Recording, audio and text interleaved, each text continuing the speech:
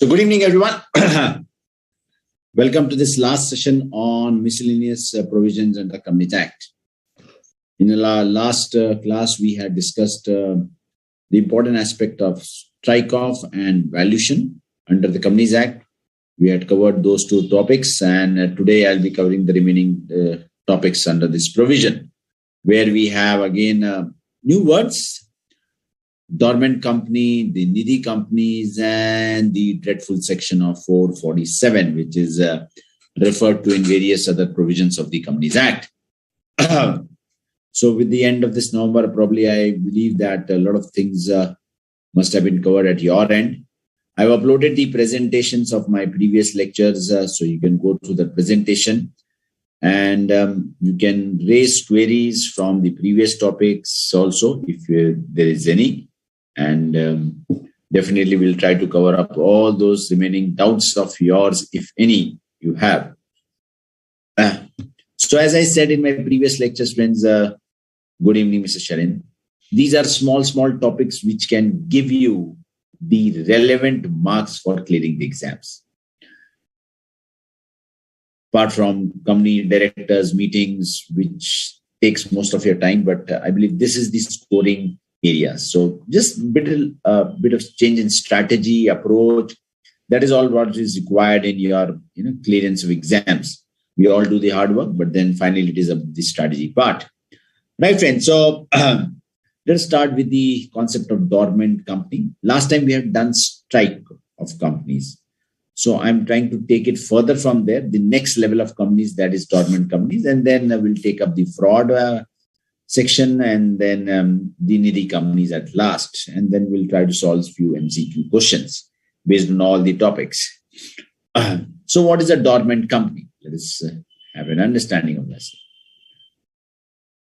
So where the company is formed and registered for a future project or to hold an asset or intellectual property and does not have any significant accounting transaction, such a company or an inactive company. So there are two things. For a future project, the company is formed for a future project, or to hold an asset or an intellectual property and does not have any significant accounting transaction. Now that is a separate thing which we have to understand. Or an inactive company. So now, for a dormant company, there are two conditions to be fulfilled, remember. One is an inactive company.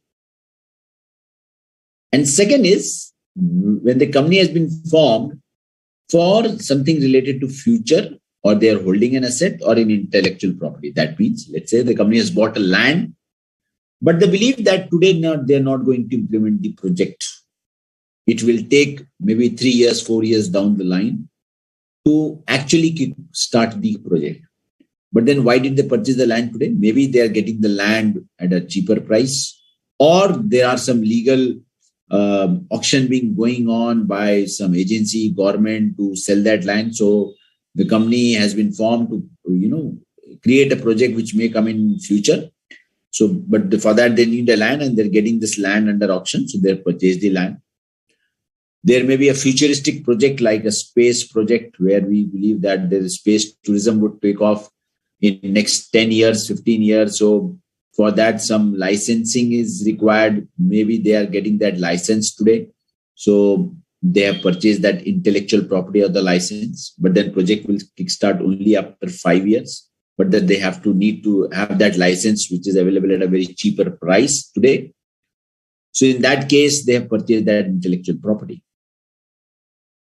So these are certain situations where for a future project, there is some immovable property or intellectual property in the books, but there is no significant accounting transactions being done. Now, what are significant accounting transactions? We'll understand. Or an inactive company. So two conditions, remember.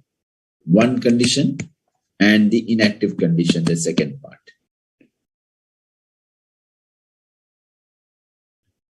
Then who will make an application? The company itself will make an application to the registrar, for obtaining the status of a dormant company. Remember, for a strike-off, the conditions were something else. Strike-off is something where you are not filing certain return. You have not started your business where you are supposed to start. Try to understand. Here, the objective is something else. We are intending to do some business. In strike-off, probably there is no such intention. And there are certain negative transactions or events which are happening, which is resulting in striking off the company. But here, there is no such negative aspect which results in a dormant company. So in exam, there may be a question, the difference between a strike-off company and a dormant company. So please do remember the conditions of a strike-off company and a dormant company. Now, what does significant accounting transaction means? Now, if any transaction which is done other than, so it is giving an exclusive definition that if you do any transaction other than this, then we may consider it as a significant accounting transaction. So, very normal payment of fees, payment made by to fulfill the requirement of any act, including this act, and allotment of shares to fulfill the requirement of this act. So apart from this, if any transaction is done, then it will be regarded as a significant accounting transaction. So in exam, the definition may come, what is significant accounting transaction?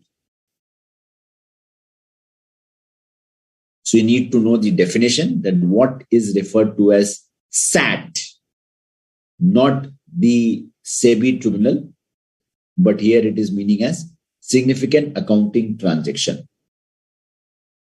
Just 1 second, please.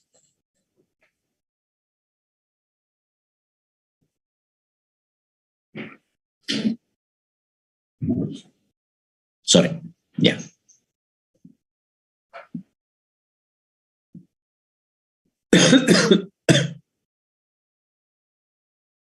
Anybody else who has logged in, just need to send a message so that I can understand who have logged in.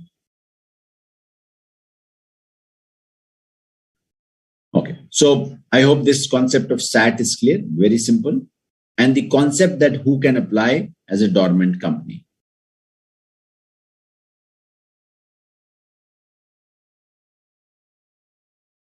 Now, to get that dormant company status, what has to be done at the company's end?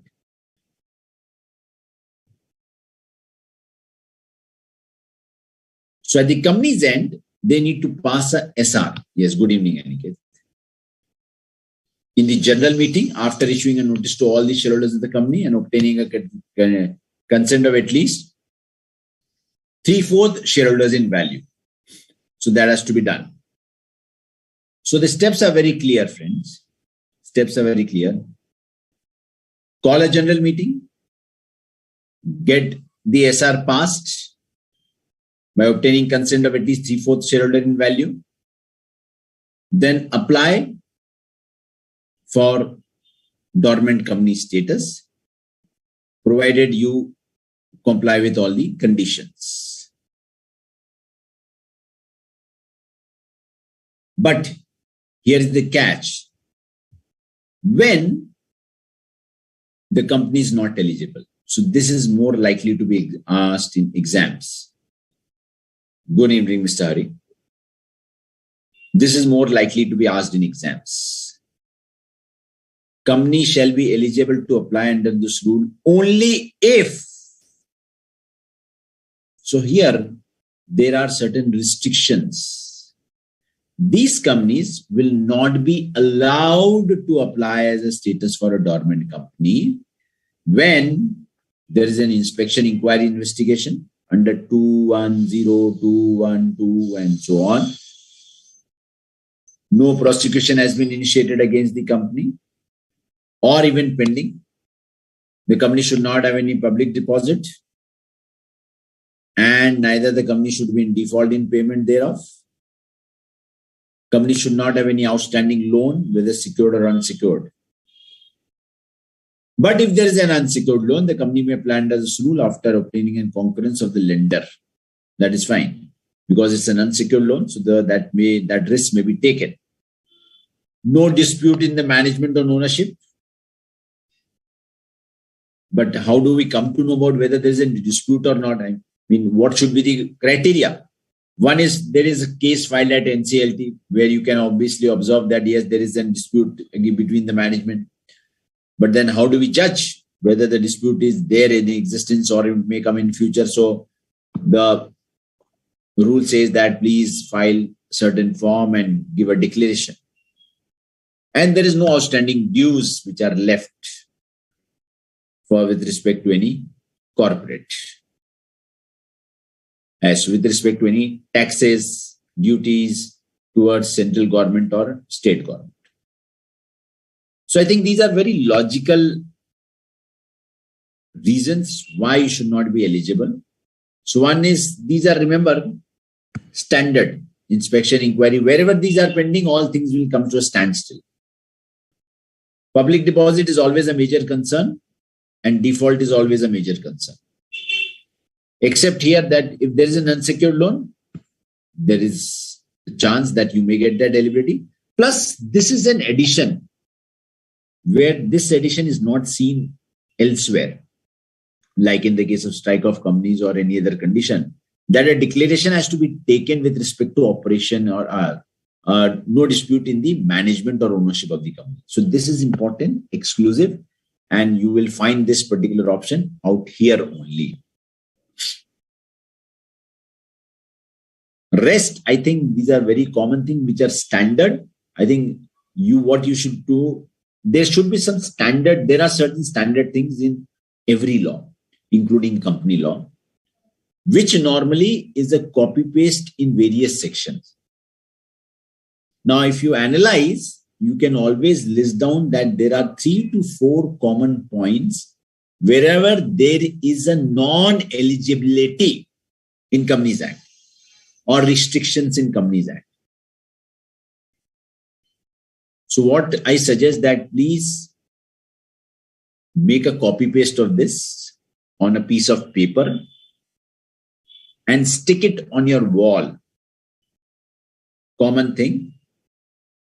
Write down the restrictions, heading the restrictions. These are common points.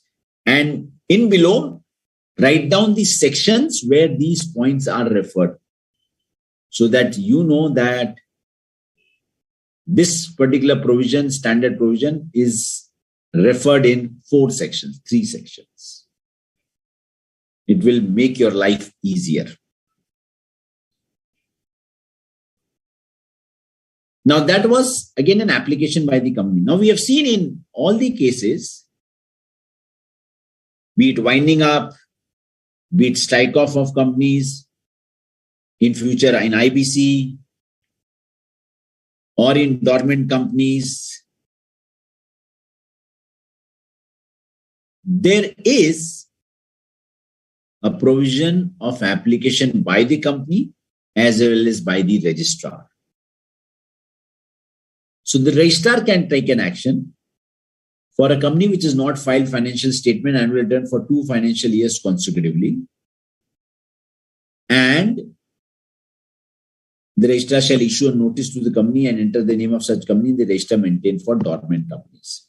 So now today the question could be, the company has not filed annual returns for 2 financial years consecutively. What are the options available to registrar? What are the options available to registrar? So the answer will be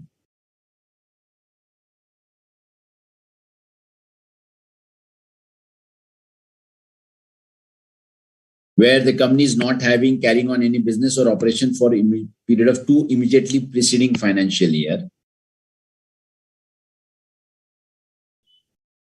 Then the registrar can either take the company to strike-off situation or dormant. He cannot make both the application. So the condition here is not carrying on any business or operation for a period of 2 immediately preceding financial years. And here, in case of dormant,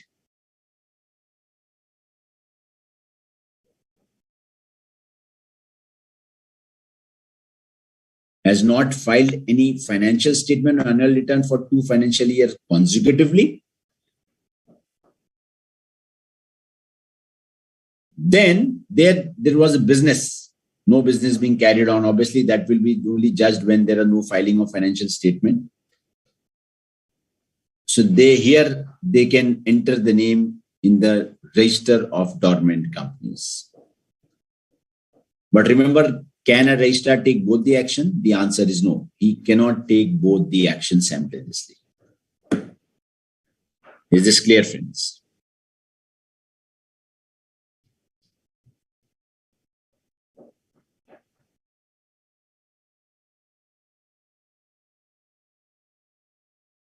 Now, once you apply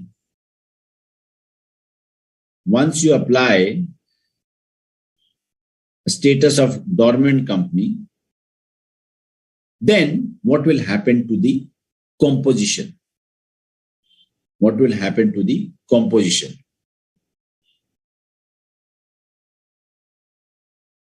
So the composition will be dormant company shall have such minimum number of directors, file such documents and pay such annual fees as may be prescribed to the registrar to retain its dormant status in the register and may become an active company on application made in this behalf accompanied by such documents. So that means now, as it may be notified or suggested, a dormant company can have a minimum number of directors, which may be other than what has been prescribed under law. So what is that minimum number? So as per rule number 6, a dormant company shall have a minimum number of, very important, 3 in case of public company, 2 in case of private company, and 1 in case of one-person company. So that is very simple. I mean, there's no such lot of deviation in all the current status of minimum number of directors for any class of company. So nothing to worry about it. Only one thing, the rotation of auditors shall not apply on dormant companies. So this is an exception which you have to remember, friends. The question could be, to which class of companies rotation of auditors will apply, along with an exception. So please do remember, for dormant companies, the rotation provision will not apply. Otherwise, it will apply to all the provisions, whatever has been mentioned under section 140 to 150.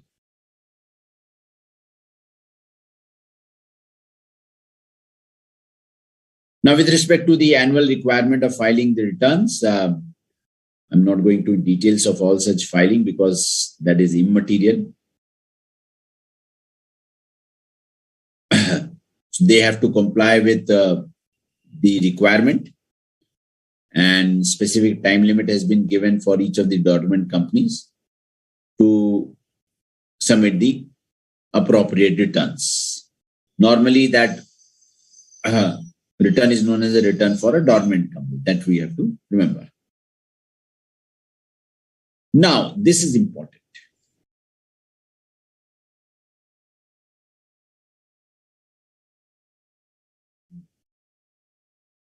Can we retain the status of an active company? The answer is yes. How it can retain? So we need to file an application again. MSC refers to miscellaneous provisions, remember.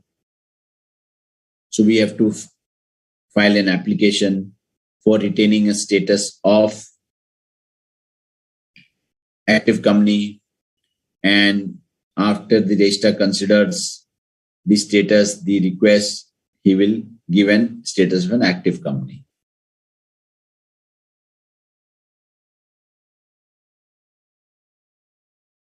Now, one is based on the application submitted by the company. The second is on consequence of certain events. That is important, friends. How will dormant company get a status of active company?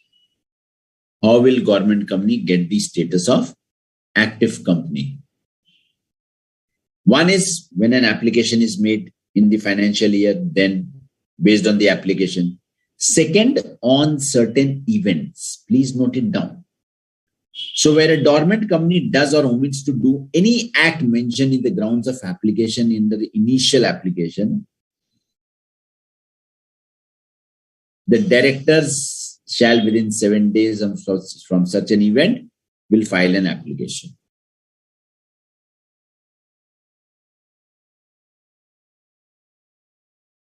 Now, originally I had applied on the grounds that I don't have any significant accounting transactions. In due course of time, I enter into significant accounting transactions. So when I enter into a significant accounting transactions, then I need to apply to the status of active company. So that is one event, friends. The second could be suo motu by the registrar. Suo motu by the registrar.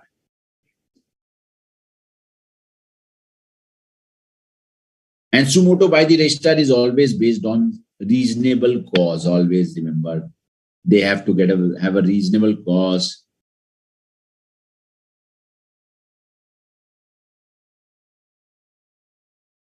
And they have a reasonable cause to believe that any company registered as a dormant company under its jurisdiction has been functioning in any manner, directly or indirectly. He may initiate the proceedings for inquiry under Section 206 of the Act. And if any, after giving a reasonable opportunity of being heard, it is found that the company has actually been functioning, they remove the name of such company and treat it as an active company. That means the reasons for initiating inquiry under 206 is Section 455 at times, from the status of dormant company. This is one of the grounds for initiating action under 206, friends. This is how you need to correlate the overall Companies Act at times.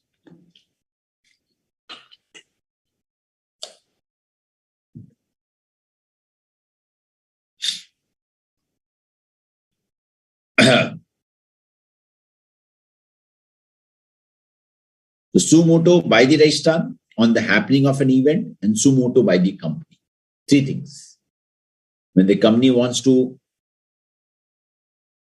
convert it to active company, suo motu. Second, there are certain events which have happened. Third, when the registrar feels it. So questions, when can company be removed or from the name of strike-off companies, when the company will be removed from the register of dormant companies, specific provisions, friends, carrying 4 marks directly from the section. Any doubts? So based on certain events, based on suo motu, the name can be restored. Now, what is the provision of transferring the company's name to strike-off register? So when the status remains as a dormant company for a period of 5 years,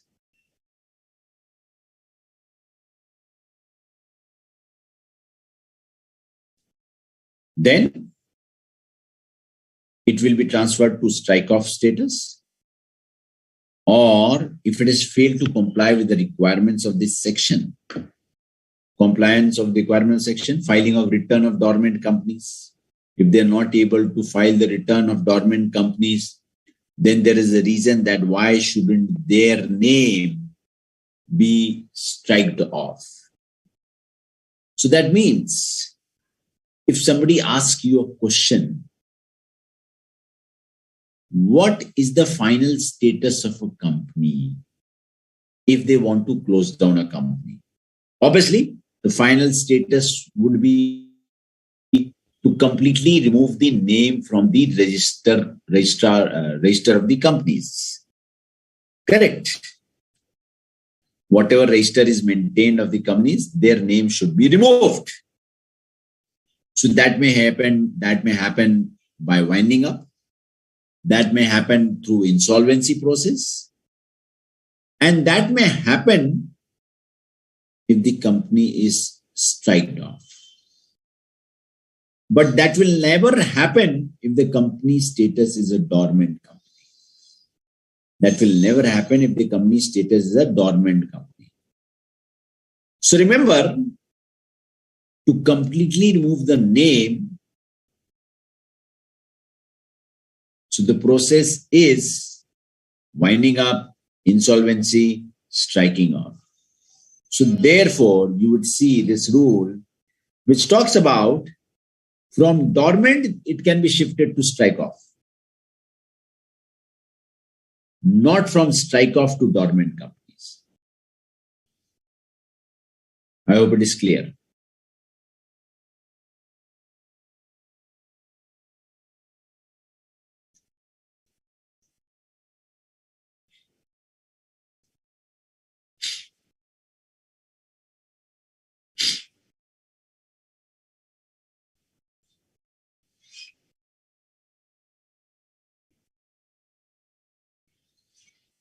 Good. So this is a very small chapter of dormant company, quite relevant. It will take only 10 minutes to learn, recall, understand. That's it. And you may get 4 to 5 marks. Now coming to section 447, which is again quite interesting and quite relevant. So what does 447 says? 447 is referred to under various parts.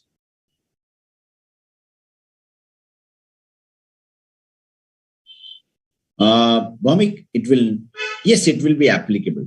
The rotational requirement of directors will be applicable for dormant company because there is no such specific mention that this particular provision of rotation of directors will not apply for a dormant company.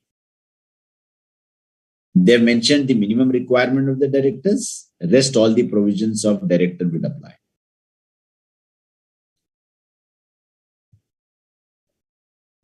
Okay, so if you see the overall Companies Act, there are references in various sections which talks about fraud and the penalties applicable for fraud in section 447. I have mentioned here few of the sections. Apart from that, there are sections which you must have studied during CA Inter also. I'm not taking those sections as reference, but I'm sure there are about 10 sections which are talking about the fraud under 447. Now, for fraudulent exercise, there were 2 sections, 447 and 448. Though 448 is not applicable, but I don't know. But 448 is always a referral point for 447. But anyway, not going into details of that, reasons of not being there as of today. But 447 talks about penal provisions in case of certain situation. So again, list down all these sections whenever you are revising, where the reference of 447 comes in. Now, this is a very standard thing again. So whenever you are referring these sections, 140, 251, 248, 248 we have studied, 251 we have studied, strike off of companies, where we have seen that there was a fraudulent intention of making an application, then 447 will be referred to.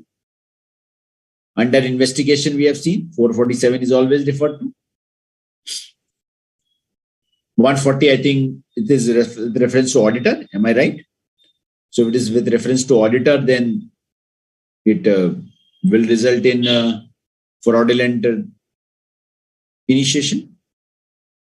So what you need to do is, friends, list down all these sections whenever you are revising, wherever 447 is referred to. And whenever an exam a question comes in based on these section, at last you should always mention that if there are fraud which has been detected, then 447 would apply. That's it. You don't need to write down details of the. Only thing is 447 may be initiated in case of any non-compliance of this section or any important points have been unearthed or detected under these provisions. So that is why these are standard thing. 447, write down the sections. Restrictions, write down all those restrictions which are common. Now, what does 447 says? What does 447 says? First, let us understand what does fraud means. In this overall context of company law, what does fraud means? Fraud in relation to affairs of the company or any body corporate includes any act, omission, concealment of any fact or abuse of position committed by any person or any other person with convenience in any connivance in any manner,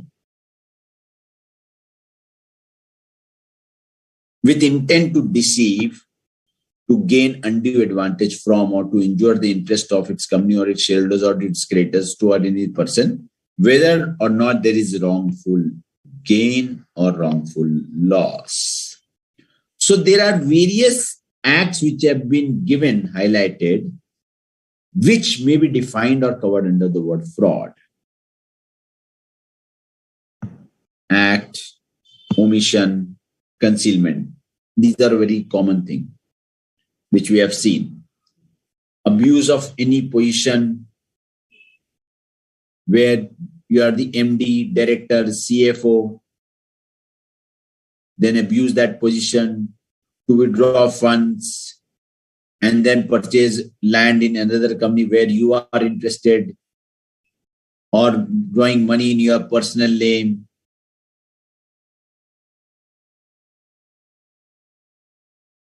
Or you have shaken hands with someone who is supporting you in this particular transaction, and the intention is to deceive.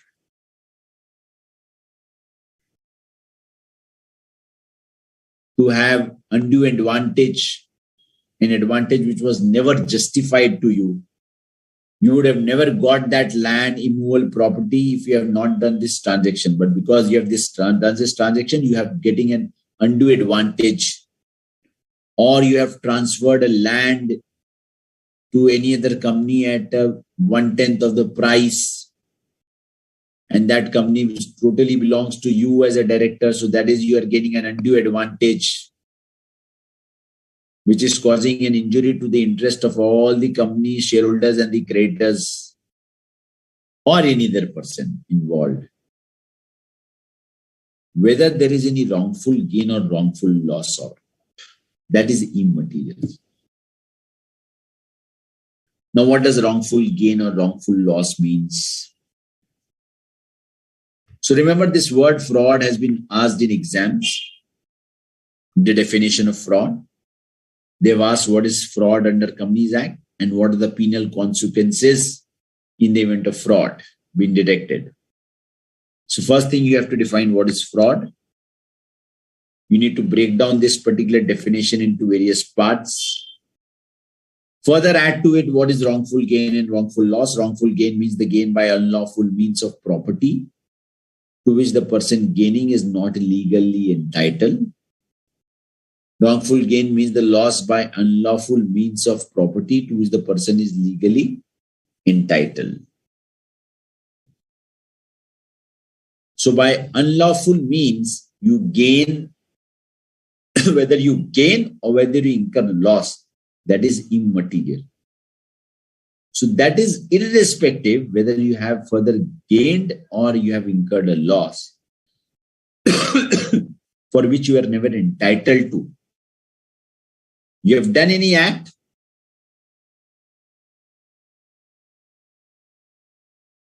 and because of that act, you are gaining, which you are not entitled to.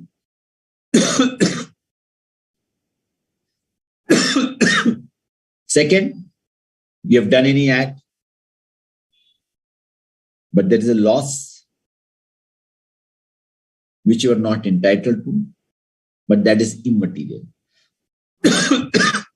The initial intention was to commit a fraud. The initial intention was to commit a fraud. So whether there is any loss happening to the you or to the person, maybe the shareholders, the creditors, or to the company, it is immaterial whether there is a loss happening or a profit happening.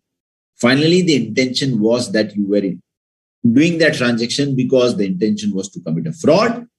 Therefore, this section will be invoked.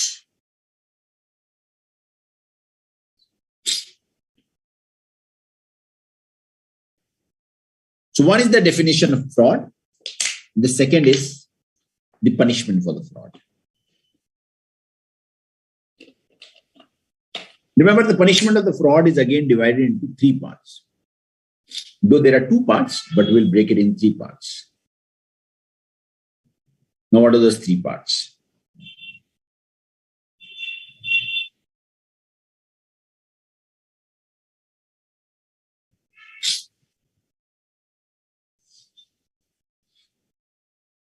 The three parts are: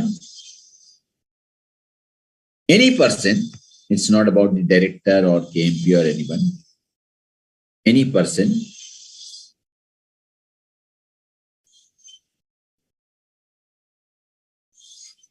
who is found to be guilty of fraud.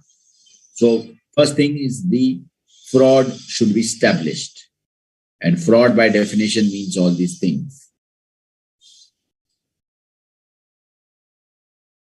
Second is the amount. The second is the amount. How much amount? Amount of at least 10 lakh rupees. Amount of at least 10 lakh rupees. Or 1% of the turnover, whichever is lower. So minimum it starts with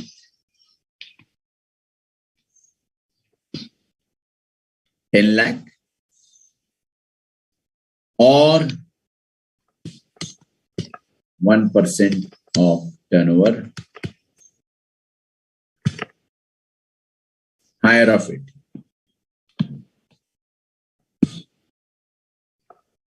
Higher of greater than 10 lakhs, at least 10 lakhs, that is greater than 10 lakhs, or 1% of turnover. Sorry, lower of it. Sorry, not higher, sorry.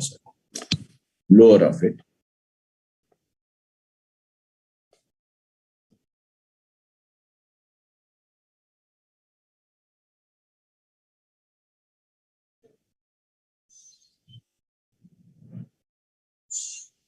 Then he shall be punishable with an imprisonment for a term which is not less than 6 months, but may extend to 10 years.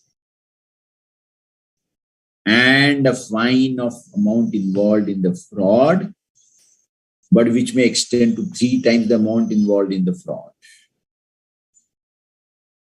Should not be less than the amount involved in the fraud, but which may be extending to 3 times the amount involved in the fraud. So there is a minimum, there is a maximum.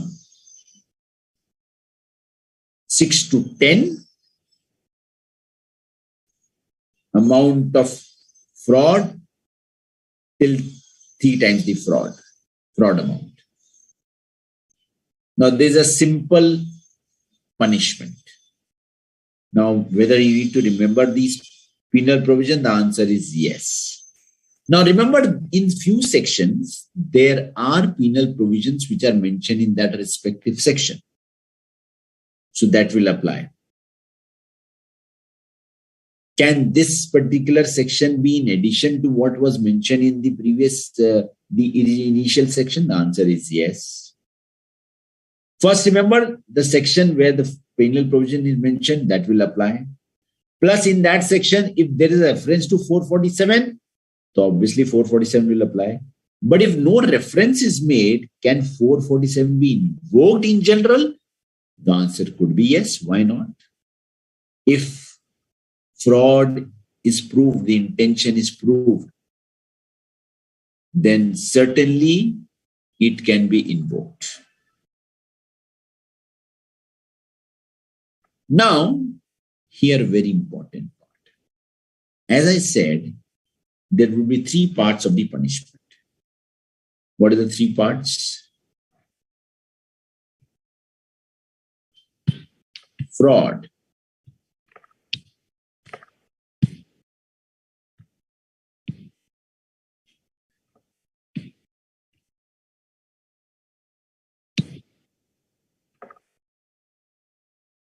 amount,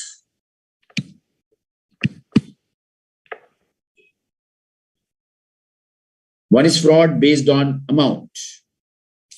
So amount is less than 10 lakh rupees or 1% of the turnover, and more than 10 lakh rupees on 1% of the turnover. Based on amount. So amount greater than 10 lakh, less than 10 lakh, greater than 10 lakh, and less than 10 lakh.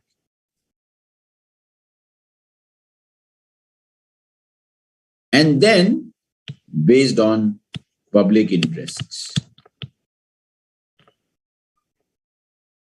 Two ways to look into it.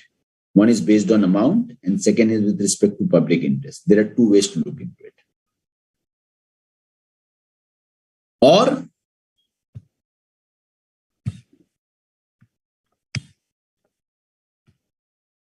greater than 10 lakh, less than 10 lakh. And in greater than 10 lakh, public interest, no public interest.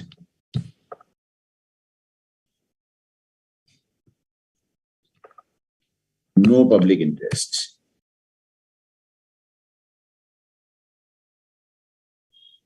So fraud can be looked into two aspects, either based on amount and public interest, or with respect to amount only, greater than 10 lakh, less than 10 lakh, if the amount is greater than 10 lakh, and if there is a public interest, provided where the fraud in question involves public interest, the term of imprisonment should not be less than 3 years, which was 6 months. So remember, in case of fraud which is more than 10 lakhs, including public interest, 3 to 10, amount remains same. The amount of penal consequences remains same. But if the fraud involves is less than 10 lakh rupees on 1% of the turnover of the company, whichever is lower, and does not involve public interest, there is no involvement of public interest, then the imprisonment for a term which may extend to 5 years, or with fine which may extend to 50 lakhs, or with both.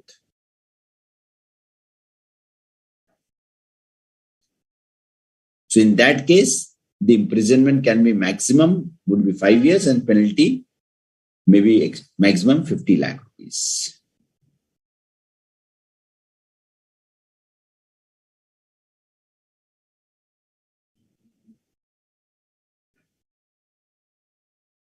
Now the question comes in. The question comes in. If the amount is less than 10 lakhs and it involves public interest, amount is less than 10 lakhs and if it involves public interest, then what would be the scenario? then the scenario would be that imprisonment should not be less than 3 years, because here the matter is of public interest.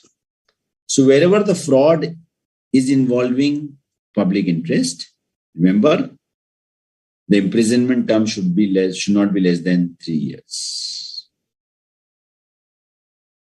So this is what you have to remember, friends. The various permutation combination which may lead to, which may lead to few scenario-based questions. So the crux, whenever the question of fraud comes in,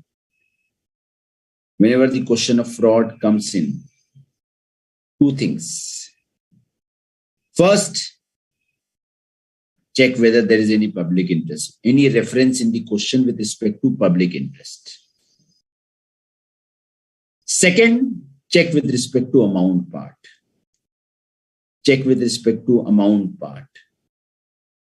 So if there is no public interest, then obviously we will limit ourselves to the basic provision.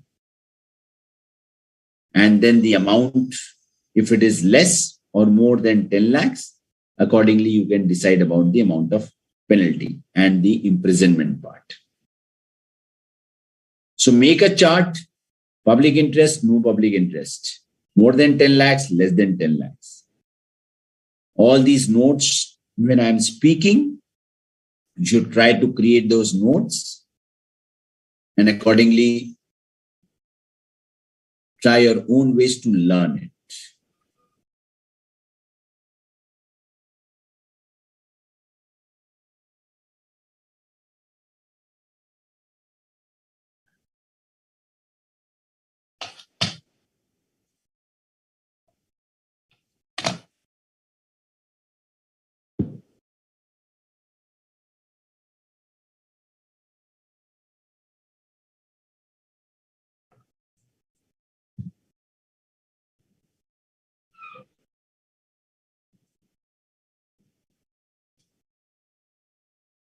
Sorry.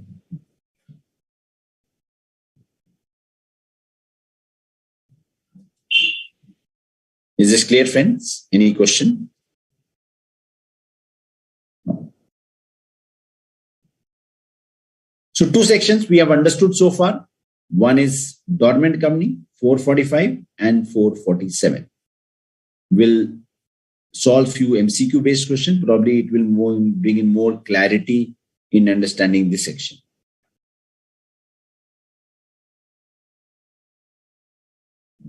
Let us start with the Nidhi company.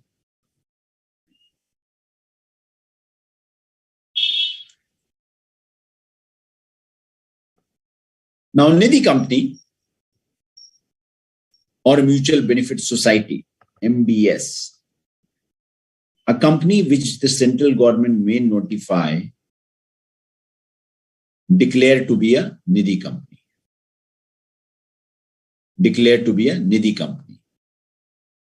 That means for a company to be declared to be known as a Nidhi company, remember,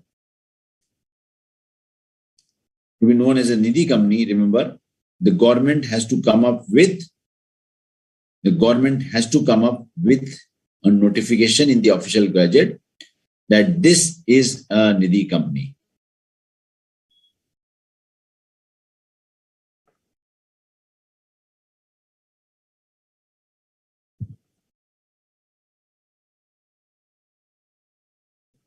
Now,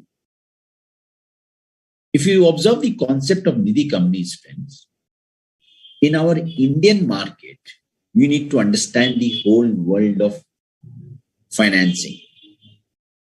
And how does this overall lending business is done by different forms. And you'll be surprised to know that it's not the banks which are actually reach the common man.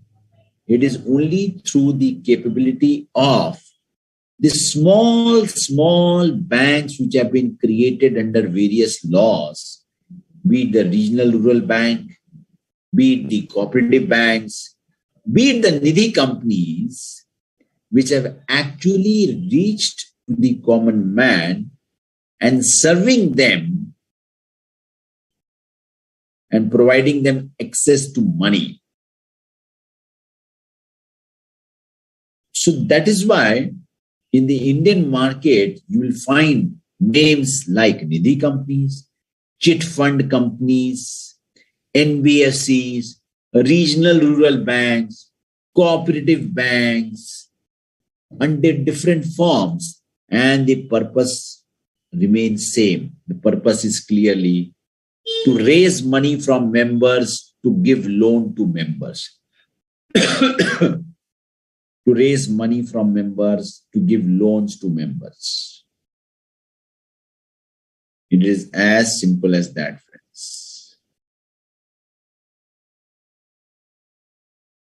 But each particular company or not the company or any person who is doing this kind of function is governed by different laws. So the RRB may be governed by the RBI regulations. A society may be governed by a Society Act. But a Nidhi company is governed by Companies Act. These are the differences. So if somebody wants to form a company, then which is performing these kind of function, then they have to comply with the provisions of Companies Act. So Nidhi rules have been framed. So there are two parts. One is the section, which is simple, a very one section for Nidhi companies. And then the rules, which have been amended till 2022. So 2020 plus 2022.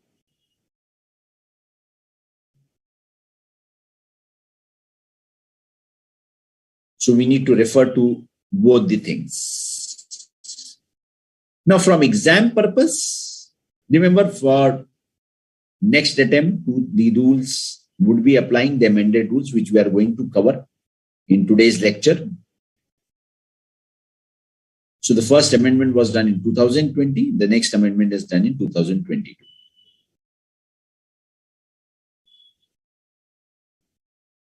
So 406 says that every company which we had declared as a Nidhi company or which was declared under 620 of the Old Companies Act will be the Nidhi companies.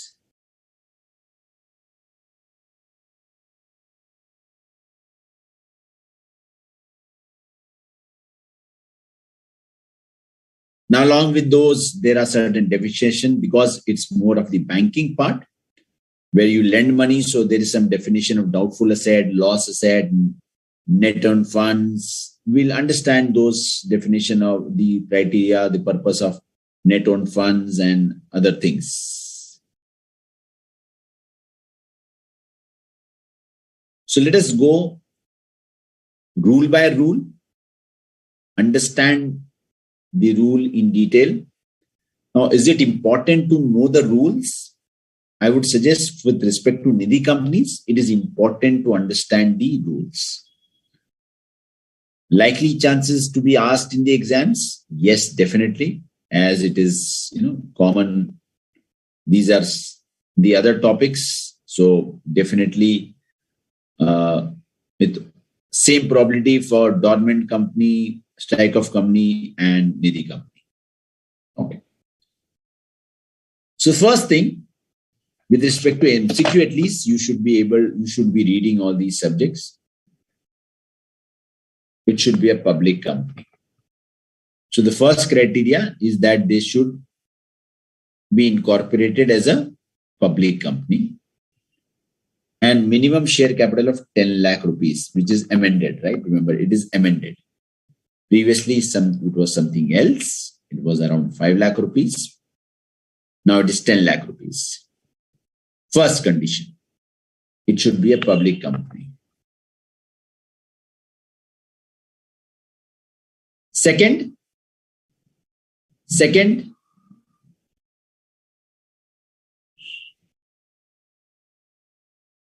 it cannot issue preference shares. Second condition, it cannot issue preference shares. And if it was issued previous to this act, it shall be redeemed. Very clear.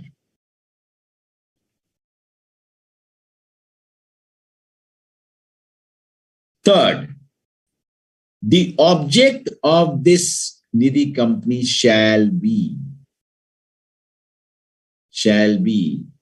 cultivating the habit of thrift and saving among its members. So the object should be defined. Object will be defined and very clearly defined that we want to cultivate habit of savings. So that is why this Nidhi company has been created. And lending to its members only for their mutual benefit. For their mutual benefit.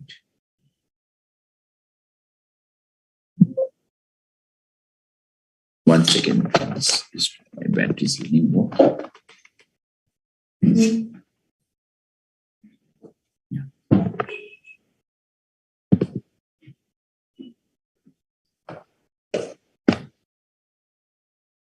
So finally, everything will be done for members only. And every company will incorporate in its name Nidhi Limited. Nidhi Limited. That should be a must. So in exams, what are the question? Which company can be incorporated as a Nidhi company? Or what are the conditions to be termed as Nidhi company? So first, second, third, fourth.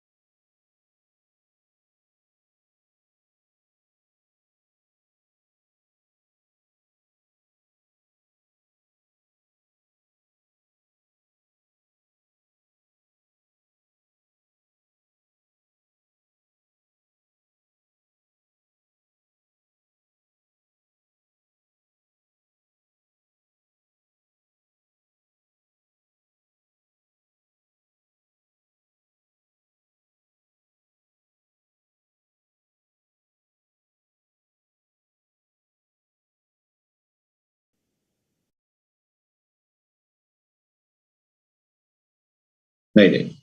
Sorry, friends, some technical issue where we got disconnected with the link. Anyway, so I hope the conditions for being classified as a Nidhi company is now clear. Now, once you become a Nidhi company, then as per the old rule, there was some criteria of fulfilling certain conditions.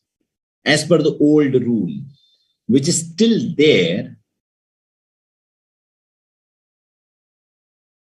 and it said that every Nidhi company shall, within a period of 1 year from the commencement of this rule, ensure that it has not less than 200 members, net owned fund of 10 lakh rupees or more, unencumbered term deposit of not less than 10% of the outstanding deposit as specified in Rule 14, and ratio of not net owned funds to deposit of not more than 1:20.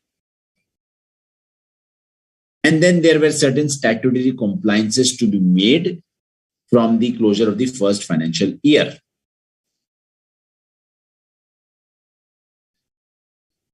Now, this rule has been amended and it says that the process has changed with certain differences in the criteria. For any company which is now talking about being incorporated as a Nidhi company, the rule says that. Then I'll come to the explanation of what is net owned funds and unencumbered deposit. It says that first you should incorporate yourself as a public company.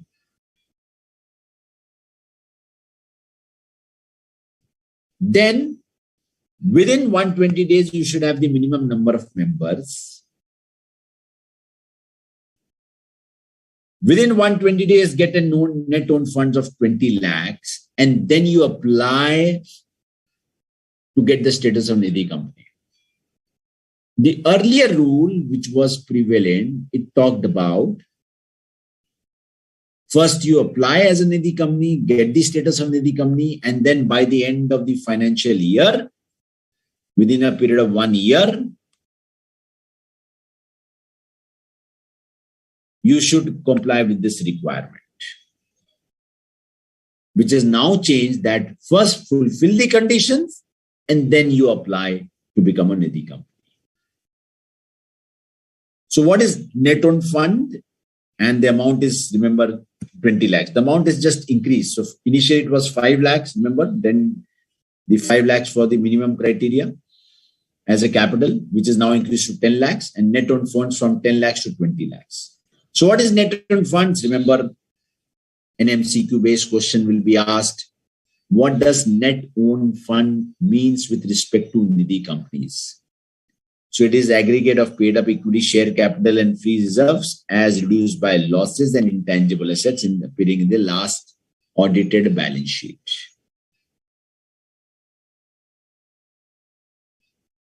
So as per the last audited balance sheet, whatever figures is being shown, so the net owned fund should be 20 lakh of rupees. And this formula is very simple. I think everybody knows about this formula. Now, what does unencumbered means? Friends, unencumbered is a very general term. It is not with respect to any Nidhi company. I think it is a very general term. It talks about those deposits which have not been given a charge or against which there is no loan given. It is free from anything. It is your money. You have not given a loan against that particular deposit. It is same way as for the banking company where they have to maintain certain SLR and CRR with the banks. The reserve requirement for all the banks to ensure the company banks have sufficient liquidity in hand. Same way, it is mentioned that there will be an unencumbered term deposit of net less than 10% of the outstanding deposit. As specified in Rule 14, we'll see Rule 14, what does it mention?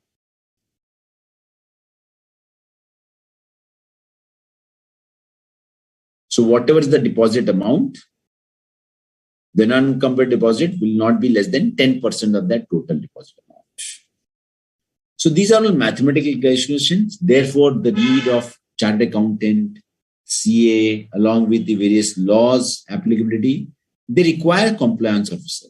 Without that, it is very difficult to have the compliance done.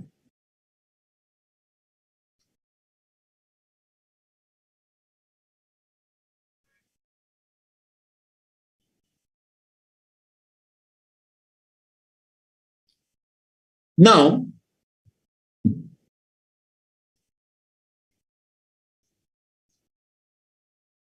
when you incorporate yourself as a Nidhi company,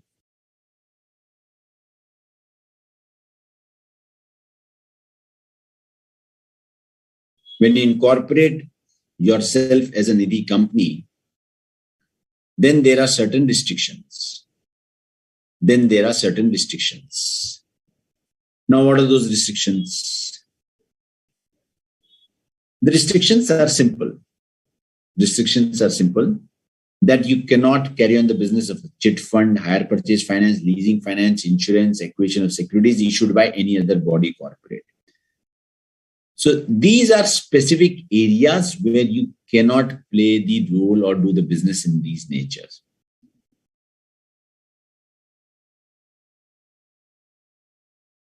Neither they can raise funds through issue of preferentials, that is always a basic criteria, debentures or any other debt instrument. Remember, for them, raising of funds is one only, from the members and to the members. From the members to the members.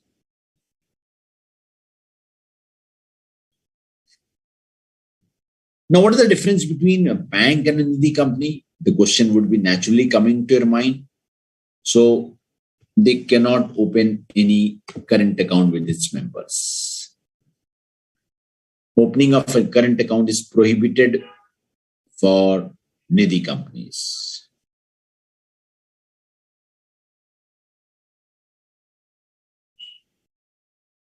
Then, they cannot acquire another company by purchase of securities or control the composition of board of any other company in any manner, whatever, or enter into any arrangement for the change of its management until it has passed a SR in general meeting and with the previous approval of regional director.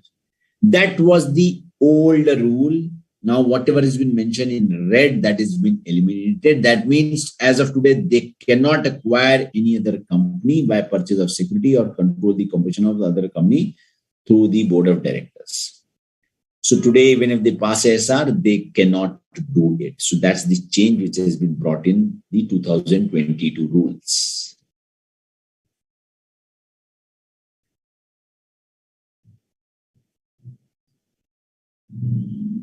Is this clear, friends? Any doubts, please keep on raising your point. So restrictions, do you need to remember? The answer is yes, friends. First is with respect to restriction on the type of business. How do you learn it? First is restriction with respect to type of business. Second, restrictions on the mode of raising fund. Third, restrictions on the operations. What are the operations they cannot conduct?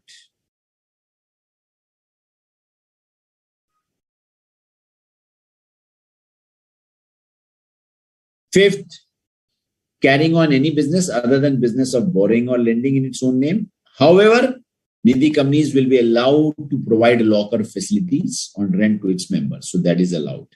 Locker facility will be done, given. Okay, fine.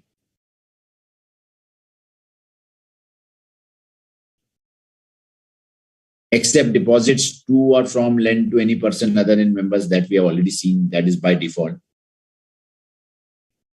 Pledge any of the assets lodged by members as security. Remember, we cannot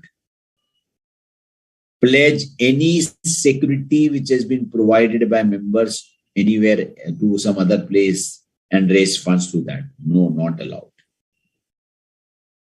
We cannot take deposits from or lend money to any body corporate. That means body corporate cannot be a member.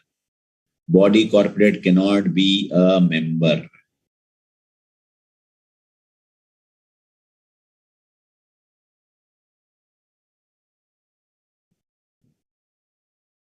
Enter into any partnership or arrangement in borrowing or lending activities, issue or cost when issued an advertisement, any form of soliciting deposit.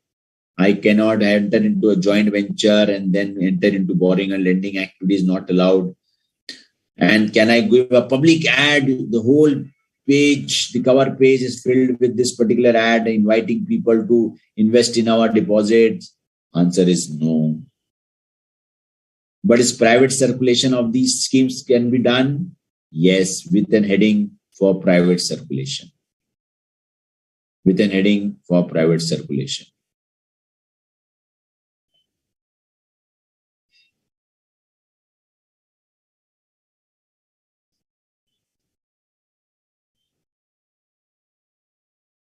Can we raise loan from bank and FI for lending to members? No. Funds to be raised only from members and to the members, nowhere else, friends.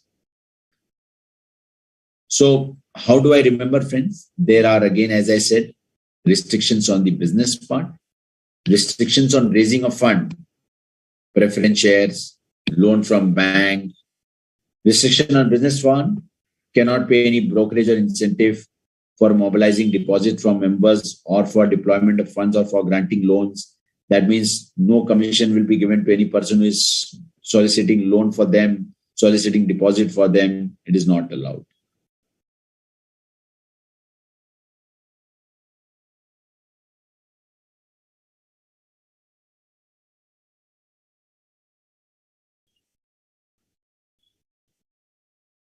So please segregate the restrictions into operations part, raising and lending part. There are two things which you can segregate and try to remember this, learn this.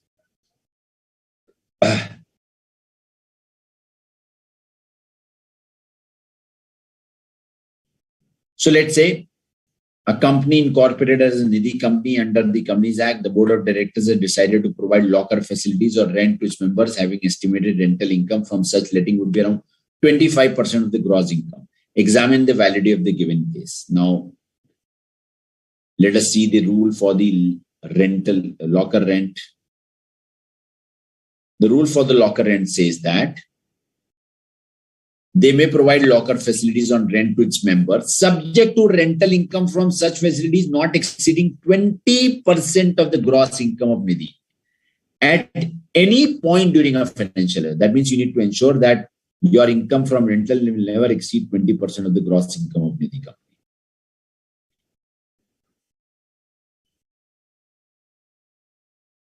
So here, as it is increasing from 20 to 25, this is not allowed.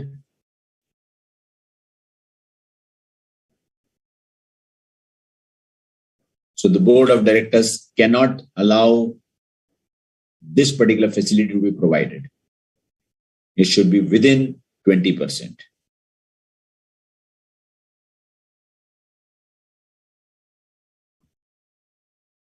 So this is first two rules, certain conditions to be followed for incorporating a Nidhi company. Rule number 4, rule number 5, and then the restrictions on the business of this Nidhi company. Rule number 6. This particular point, raising loan from banks and FIs for lending to members, is the new amended provision as per 2022 regulations, rules.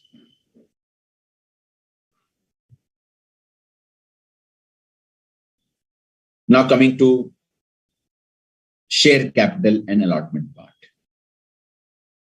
Share capital allotment part. As we have seen, that Nidhi company cannot issue preference shares, so it has to be comprising of only what? the equity shares. The first condition, shall issue paid up equity shares of nominal value of not less than 10 rupees. So nominal value should not be less than 10 rupees. That is the first condition. While for a company, what is the nominal value? Any idea, friends? Can you refer me what is the nominal value for a company?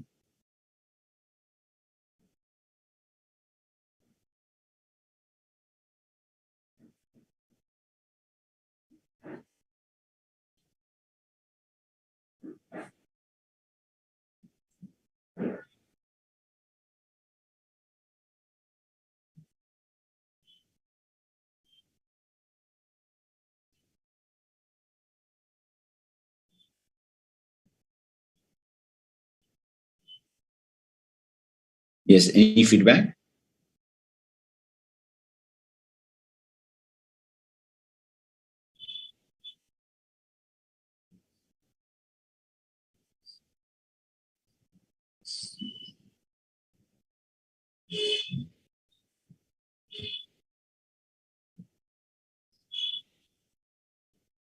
Okay, you can always answer what is the nominal value for a company.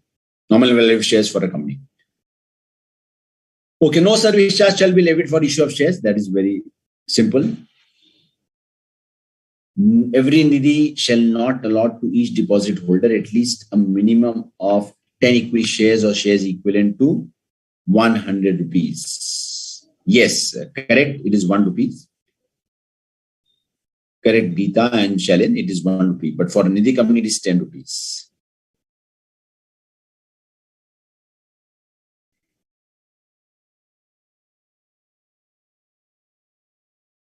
So every nidhi shall allot to each deposit holder at least a minimum of 10 equity shares or share equivalent to 100 rupees, provided that a saving account holder and a RD account holder should hold at least 1 equity shares of 10 each.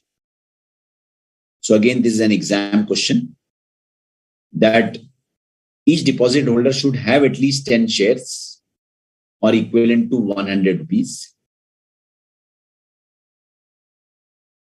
But if you are a savings account holder and an RD account holder, you should at least hold 1 equity shares of 10 each. So who can be other holders? FD. There are people who will keep an FD. So if you are having an FD, then the first condition may apply. If you are having a savings and recurring, you should have at least 1 equity shares of 10 rupees each.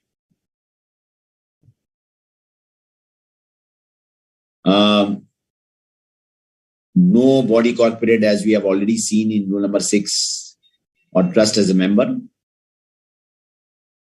And there should not be membership of less than 200 members at any time. That's one of the conditions. So obviously that has to be fulfilled. Minor cannot be a member, but then deposits can be accepted in the name of minor, right? But then they should have a legal guardian, so not a problem.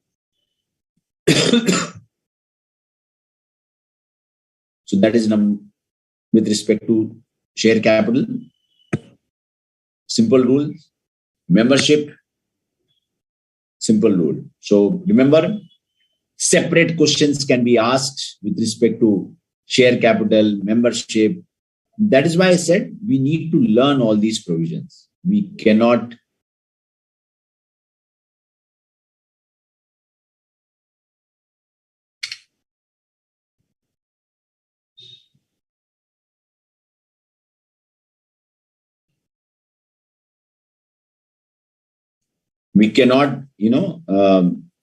overall consider that I'll study only the initial part because the questions could be asked from each of the rules. Now, net earned funds. Every nidhi company shall maintain net earned funds of not less than 20 lakh rupees or such higher amount as the central government may specify from time to time. In the last, we'll try to create a summary that what is relevant and what is not relevant. Now, with respect to branches of nidhi companies. So, nidhi company may open branches only if it has earned net profit after tax continuously during the preceding 3 financial years. Very important.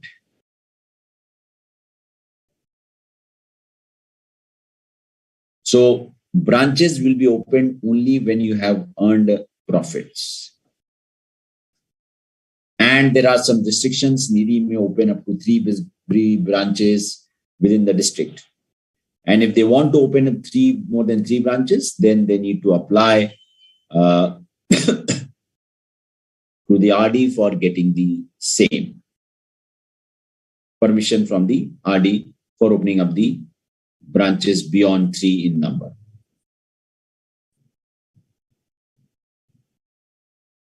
No Nidhi shall open branches or collection centers or deposit centers or by whatever name called outside the state where it is registered office is situated.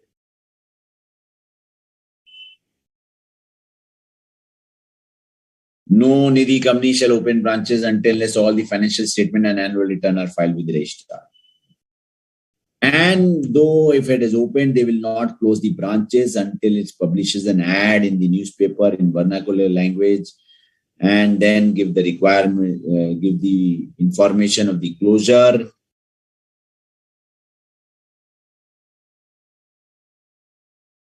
And then give an intimation to the registrar. Now you would wonder, why would anybody form a Nidhi company when there are so much of restrictions? Very natural, friends. Very natural. Then why this is the requirement? Why there's a requirement of bringing in a Nidhi company when there are so many NBFCs, microfinance banks, cooperative banks, and so on? Let me tell you, friends, every company has its own space, own way of working. And over the years, all these type of companies have reached to that extent where probably the banks never reached. So to bring him in the organized domain, these laws were necessary. And therefore, you would see that such type of Nidhi companies are majorly dominated in state of maybe Uttar Pradesh, West Bengal. These are very state-specific businesses. You would not find much in places like Rajasthan or Maharashtra. But there in Maharashtra, Rajasthan, there is some concept of other structure. So in Maharashtra, it's more of the cooperative banks which have worked. So maybe in Tamil Nadu, again, that's a cooperative bank or a chit fund, which is more prominent. In Bengal, again, it is more of chit fund along with Nidhi companies, which are very prominent. So each state, because of its structure, culture, concept, reach, have created different ways of reaching out to people. And therefore, it was felt that, to cater to each particular class, we need to have rules. So therefore, this Nidhi company came into existence.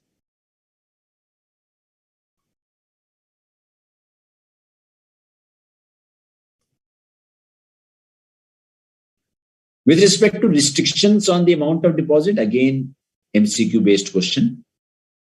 Again, MCQ-based question. A Nidhi shall not accept deposit exceeding 20 times of its net own fund.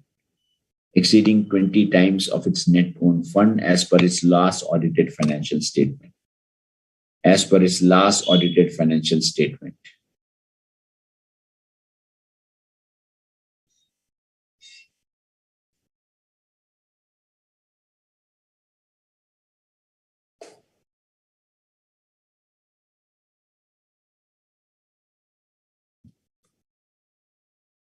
Then with respect to deposit,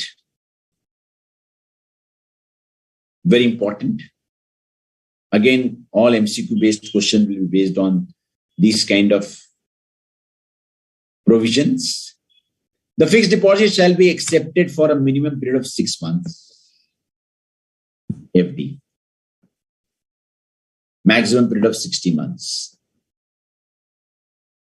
Create a table. Please create a table. Please create a table. Recurring deposits shall be accepted for a minimum period of 12 months, maximum period of 6 months. 60 months, sorry.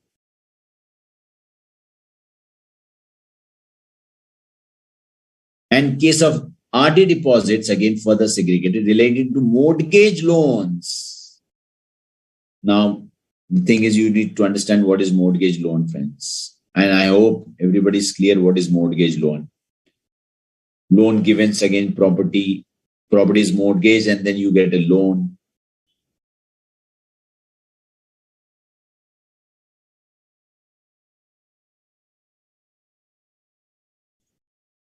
And what happens? Why that's RD is created? So the RD is created with respect to repayment of loan. So therefore, any RD which is linked to the mortgage loan, the maximum period of recurring deposit shall correspond to the repayment period of such loan granted by Nidhi.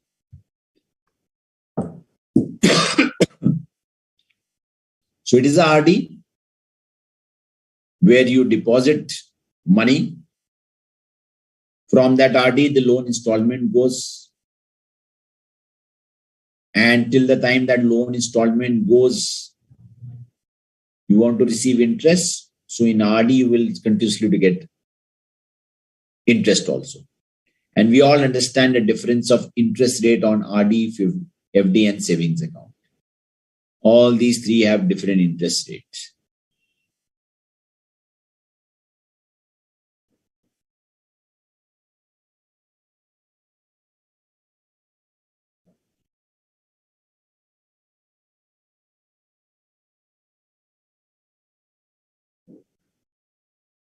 So first, please create a table.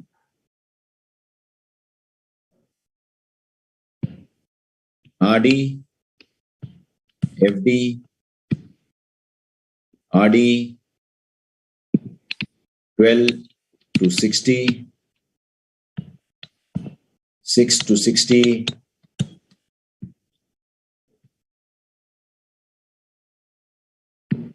loan period for mortgage loan.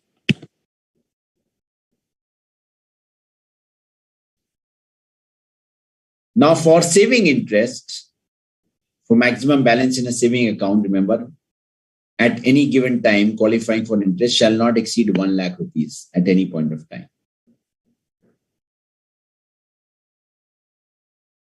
So that means if any amount is above 1 lakh, you will not be entitled to claim any interest on that 1 lakh plus amount.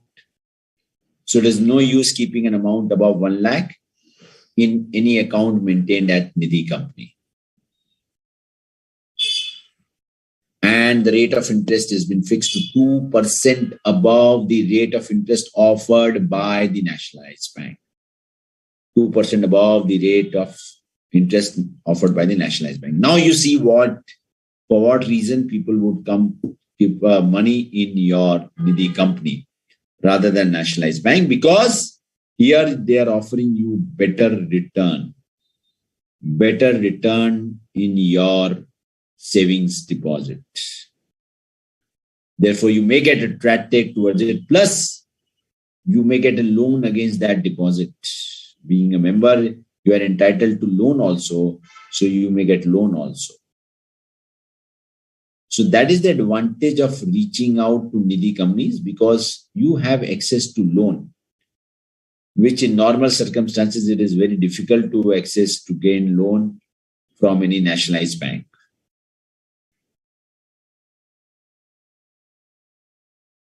I hope it is clear that why would anybody approach a Nidhi company. While rate of interest on FD and RD will not exceed the maximum rate of interest prescribed by RBI, which the non-banking financial companies can pay on their public deposits. So for FD and RD, it cannot exceed the rate of interest offered by NBFCs. On NBFCs.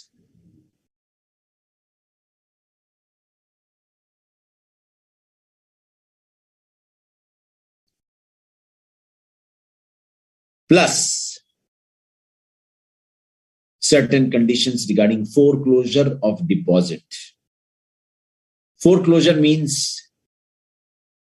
maturing the FD and the RD before the due date. The condition is that the amount will not be repaid within a period of 3 months from the date of its acceptance. So that means when you apply, you accept that, okay, we agree that you want to foreclose, fine, but you will not be paid any amount before 3 months. So that is the first condition. So that's certain kind of disadvantage because it is not easily convertible into cash. So liquidity is stuck.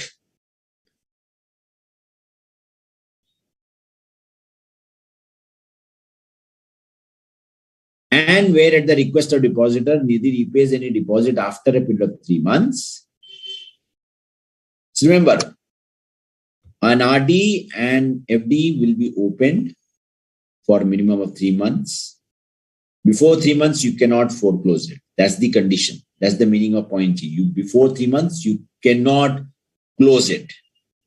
It shall not repay any deposit from the date of its acceptance. First.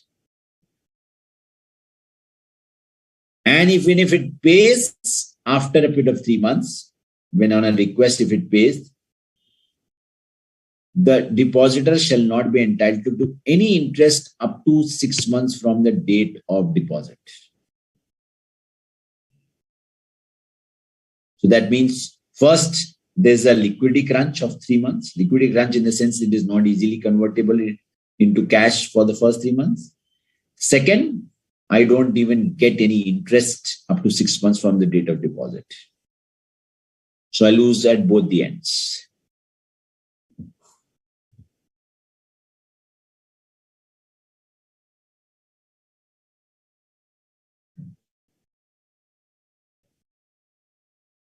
And the third is if I the Nidhi company makes a deposit, repays the deposit before the expiry of the period.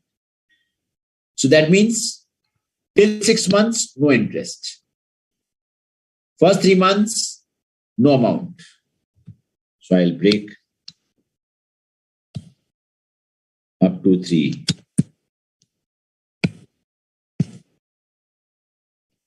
Up to 6. And beyond 6.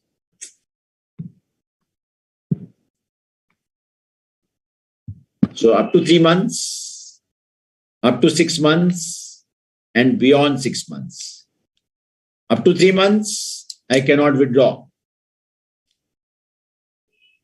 Up to 6 months, I cannot withdraw. Up to 3 months, sorry. Up to 6 months, no interest. And beyond 6 months,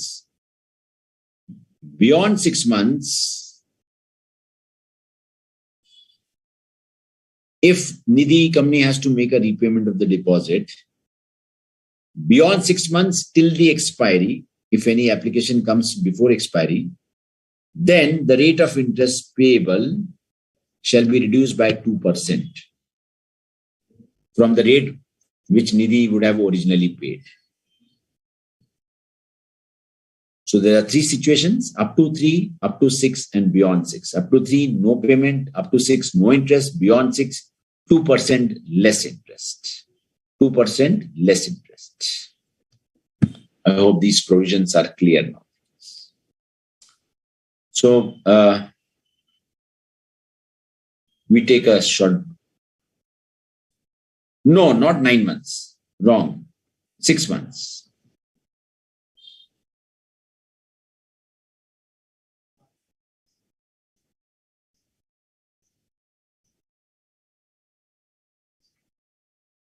It is 6 months from the date of deposit. Mr. Chalen? It is not 3 plus 6, but it is 0 to 6. I hope it is clear. So we take a short break, and then after the break, we shift on to first we have understood the loans, deposits. Now we'll understand the type of loans and the different types of loans which can be given along with the rate of interest, and then the operation parts.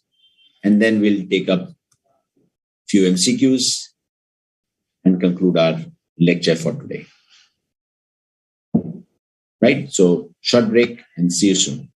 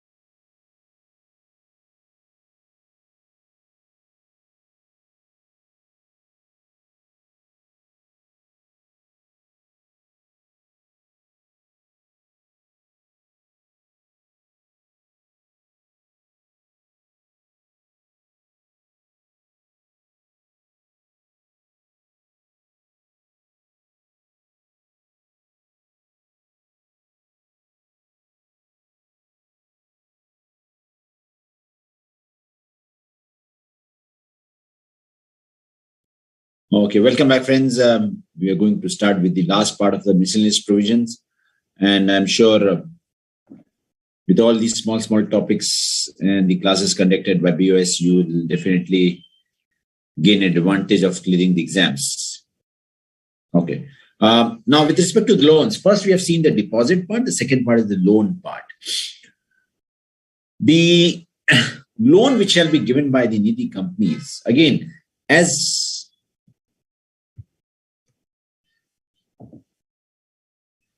we have segregated a deposit into different parts, RD, FD, savings account, and foreclosure of the deposits. Same way, let us segregate the loan part given to its members. There are 4 parts, B, C, D, 4 segregation based on the amount part. So it is simple, and let us see the segregation. So if total amount of deposits from its member is less than 2 crores, 2 lakh. So total outstanding deposits, total amount of deposits is less than 2 crores, 2 lakhs. Greater than 2, less than 20, 7.5 lakhs. Between 20 to 50, 12 lakhs. And 50 crores and above, 15 lakhs. That is the way which you have to look into. So loans based on amount of deposit. Simple. Now remember,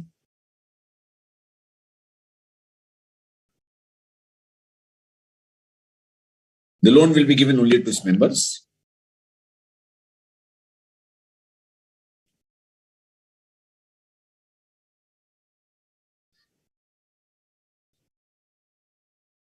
It does not mean the overall loan will be given to as 15 lakh. With the conditions of keeping 10% in the unencumbered deposits and everything, the maximum loan to any individual person would be 15 lakhs.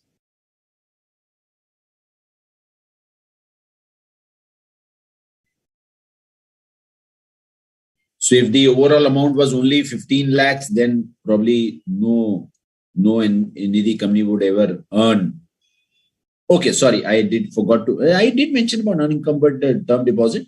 So Geeta, unencumbered term deposit means which are free from any charge. Let's say, for example, for you as an individual, you have 10 lakh of rupees in the bank.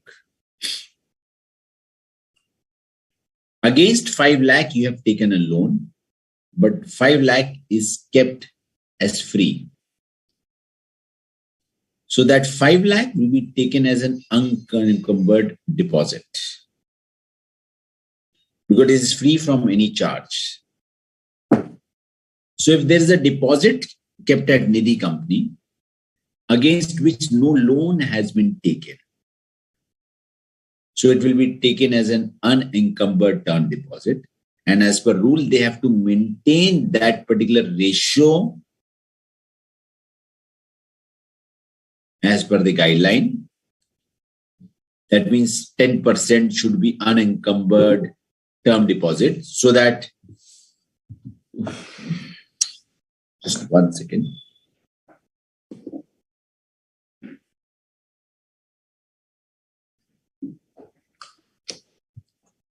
Yes. 1 second, please. Yeah. So that much amount should be free from any liability against those deposits. So that is the meaning of unencumbered term deposit. Is it clear?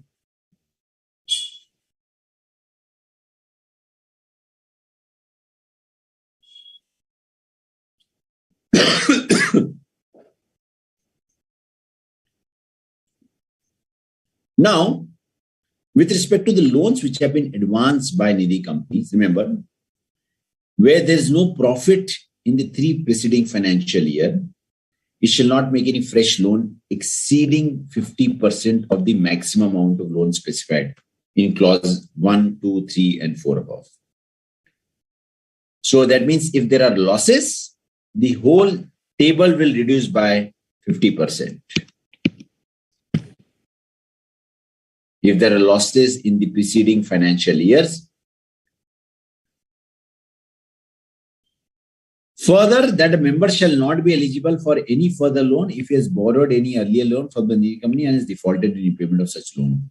That means if you have defaulted, obviously you will not be eligible for further loan, which is very natural.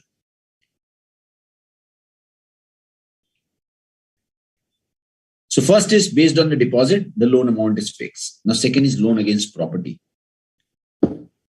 It shall give loan to its members only against the following securities, namely, first is my Shona, that is gold. Provided that the repayment of such loan shall not exceed 1 year. That means for a loan against gold, silver, jewelry, the period shall not exceed 1 year. That means less than 1 year. Against immovable property, provided that the loan against immovable property shall not exceed 50% of the overall loan outstanding on the date of approval by the board. The individual loan shall not exceed 50% of the value of property offered as security, and the period of repayment for such loan shall not exceed 7 years. Now remember, whatever is mentioned in red, that is now withdrawn, so not relevant.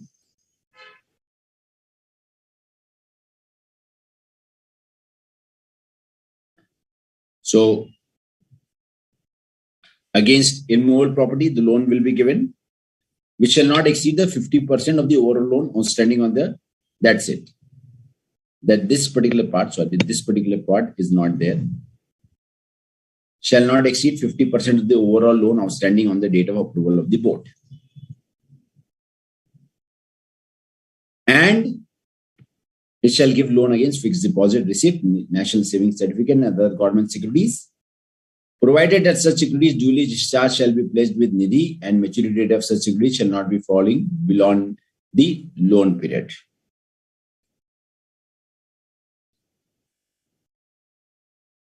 So very simple, friends. First, loan against gold, less than 1 year. For immovable property, it shall not exceed the 50% of the overall loan outstanding on the date of approval of the board. Remember this only.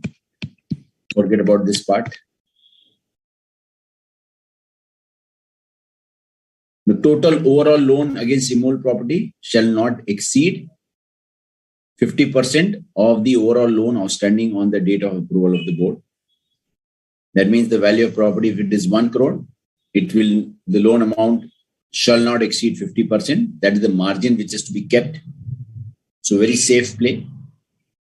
And for FD, national savings certificate,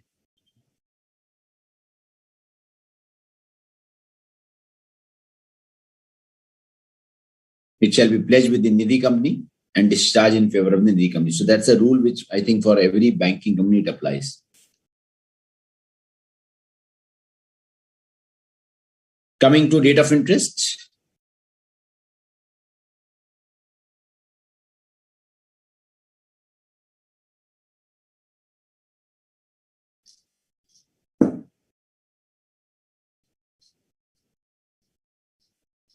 Coming to rate of interest. The rate of interest to be charged on any loan given by Nidhi company shall not exceed 7.5%. Shall not exceed 7.5%.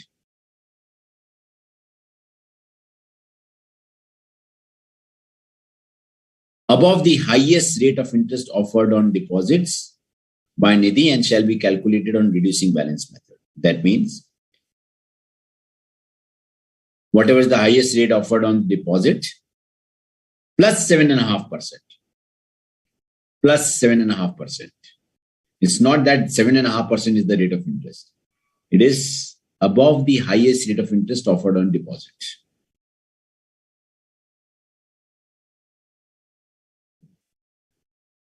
Provided that Nidhi company shall charge the same rate of interest on the borrowers in respect of the same class of loans and the rate of interest of all classes of loans shall be prominently displayed.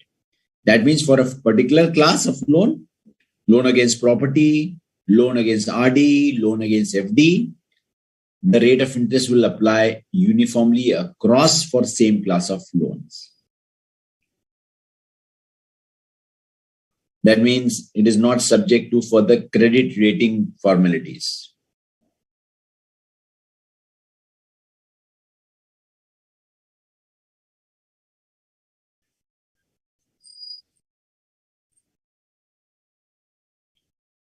With now respect to directors, let us see the concept of directors. Now, what does the concept of directors say?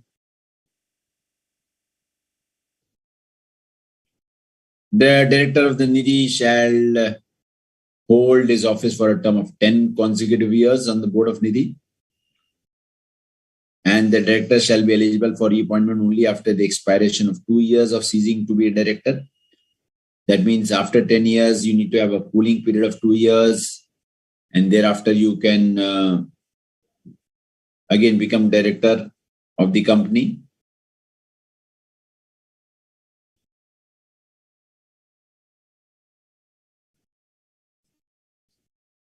With respect to dividend declaration, I'm not going to details of all these director because again, the probability is again very less.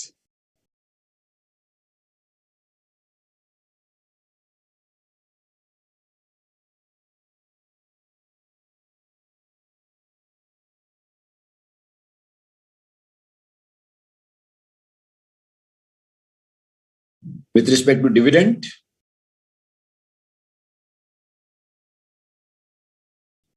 remember a simple rule now, Nidhi shall not declare dividend exceeding 25%. Rest all not at all relevant.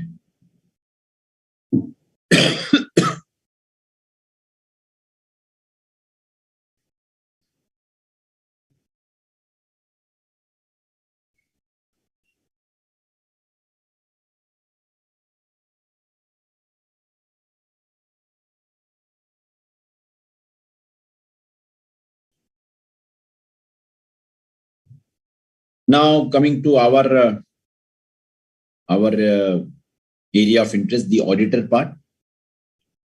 Auditor part.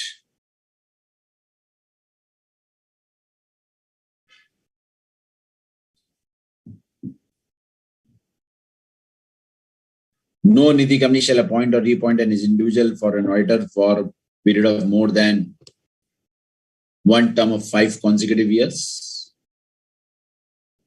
Term of more than one term of 5 consecutive years.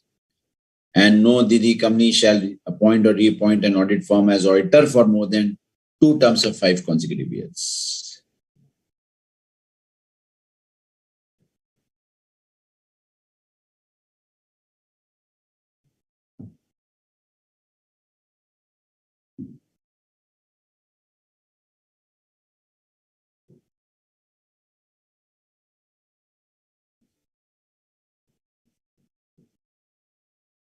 Provided that an auditor shall be eligible for subsequent appointment after expiration of 2 years from the completion of his audit term. That means if they want to become re-eligible, they are eligible only after expiration of 2 years.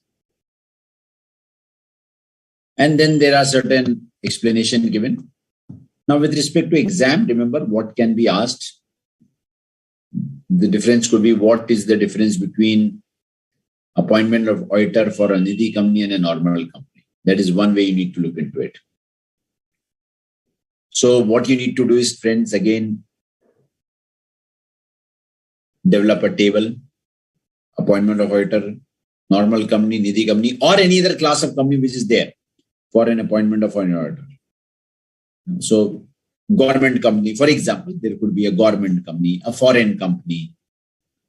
So if there are different provisions for appointment of auditor for all class of companies, prepare a table, appointment of auditor, basic conditions, term of appointment, firm, individual. So it becomes very easy. In one screenshot, you will be able to remember and learn and understand the difference, if any. So for the purpose of this provision, in case of an auditor, the period for which he or it has been appointed holding office as an auditor prior to the commencement of these rules shall be taken into account the calculation of period of 5 years. So very natural.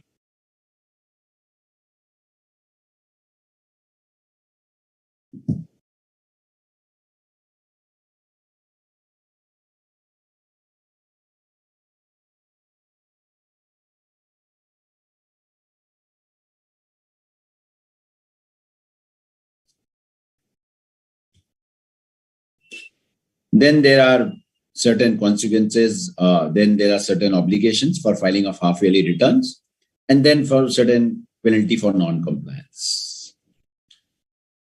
An example, Swani Nidhim Limited proposes to reappoint Mr. Hemant, the director who has completed a term of 10 consecutive years as a director of Nidhi. Comment on the validity of the above proposal with reference to Nidhi rules. So if you go to the rule, again, it shall hold an office for a term up to 10 consecutive years, and it shall be re-eligible only after expiration of 2 years. So that means the company is not correct. So they need to wait for 2 years before appointing this person as a director again on the board. So friends, this completes our overall understanding of rules of Nidhi company. We'll move on to the MCQ based questions based on all the topics of miscellaneous provisions, and let us see how much you recall.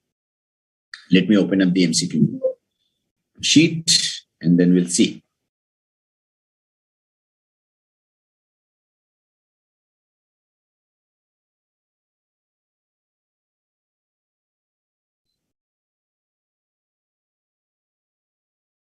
Any questions which you have so far? Final questions?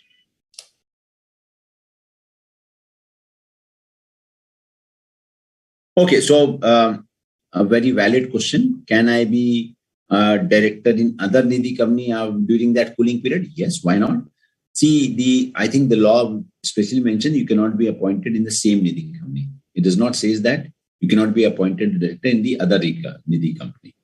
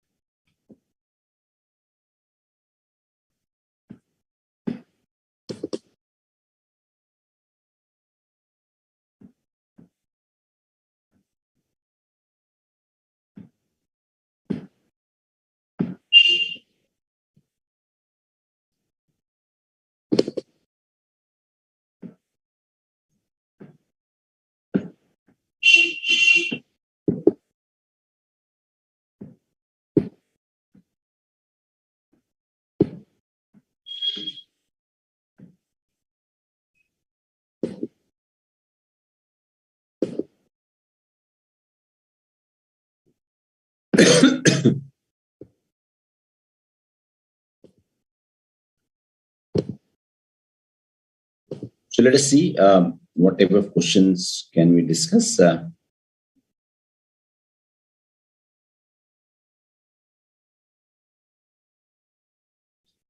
this is one simple question, which is more of a explanatory question.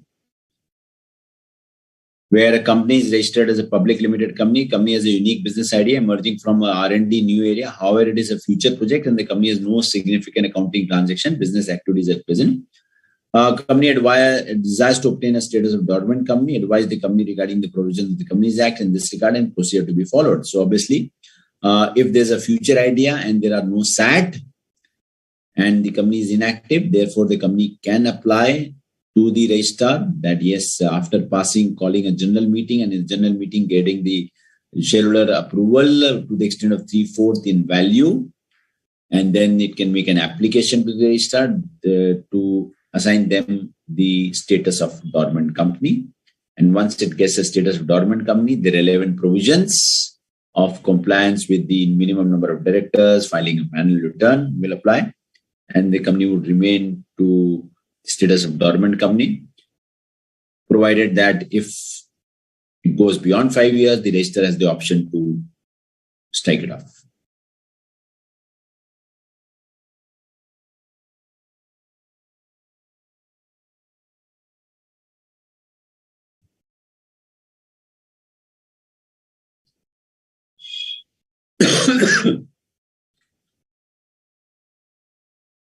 I think we have discussed this. Gulmohar is registered in India for last 5 years. Since last two financial years, it has not been carrying on any business or operation and has not filed any financial statement and annual return, and saying that it has not made any SAT during the last two financial years. Considering the current situation, directors of the companies contemplating to apply to register of the companies to obtain status of dormant or inactive company. Advice Gulmohar. Now again,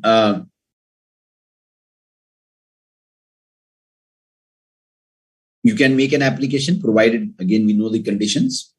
Here it is not about that there's a future idea, holding an asset situation, though they have mentioned that there are no SAT. But the important second criteria is about inactivity, where in the last 2 years, they have not been doing any business operations. So inactive company means a company which has not been in business or operation for has not been any significant accounting direction during the last two financial years, has not filed financial statement and annual return during the last two financial years.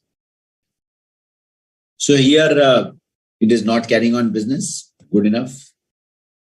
Assuming that it has not filed financial statement and annual return, plus giving a declaration that there is no SAT, therefore they can fall under the definition of inactive company, and therefore they are eligible to apply for the status of dormant company. Remember, the dormant company is a status. Strike off is again but a status, but on negative context.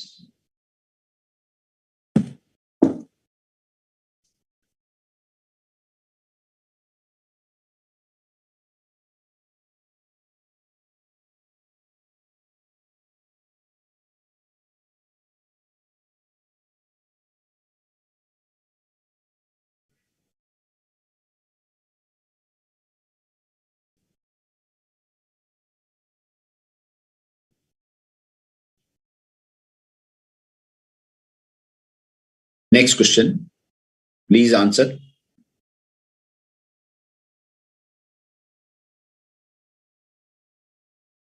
What shall not be the duties of registered valuer? What shall not be the duties of registered valuer? Keep on answering. Yes, Aniket, that was correct. To make an impartial, remember now certain questions are asked in a negative context, so let us remove this word not.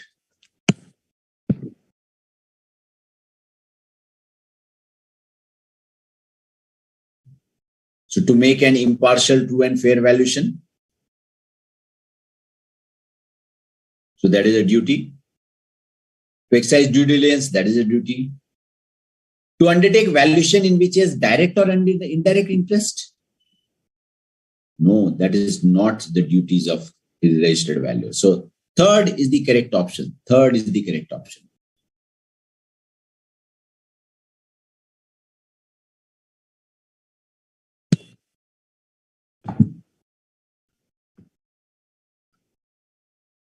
And person agreed by an order of registrar notifying a company as dissolved under section 40 to 48 may file an appeal to dash within a period of dash from date of order of the registrar. Obviously, we know that appeal may be filed to tribunal. The only question is time period. Yes, time period, friends.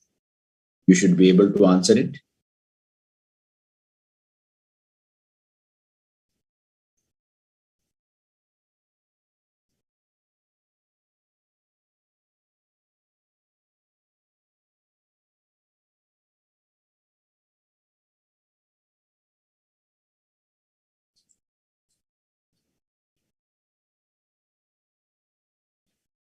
So the correct answer is correct. Tribunal and 3 years. Tribunal and 3 years. Tribunal and 3 years.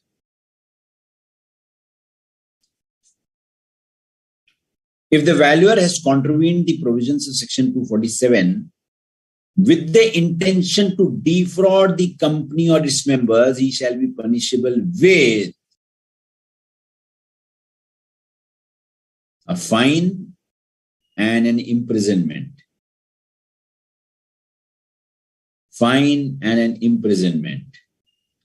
So the fine is one, that is sure. And what is the imprisonment? Which may extend up to 1 year. So the correct answer is D is the correct answer. D is the correct answer, the fourth choice.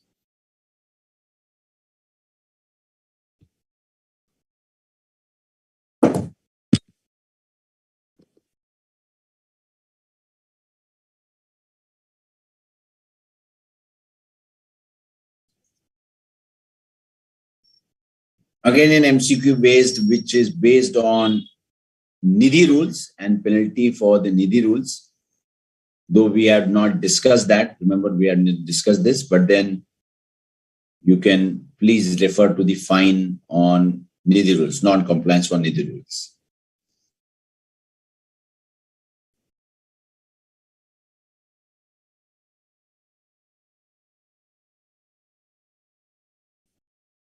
As per section 447, which we have discussed today, a person shall be punishable with imprisonment for a term which shall not be less than 6 months, but which may extend to 10 years if he is found to be guilty of fraud involving an amount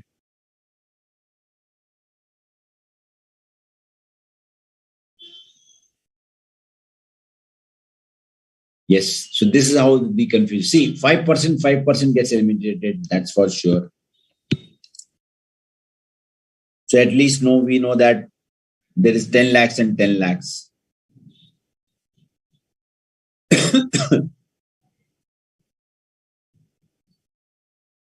So the only doubt is higher or lower. Higher or lower. So first one is the correct answer. First one is the correct answer.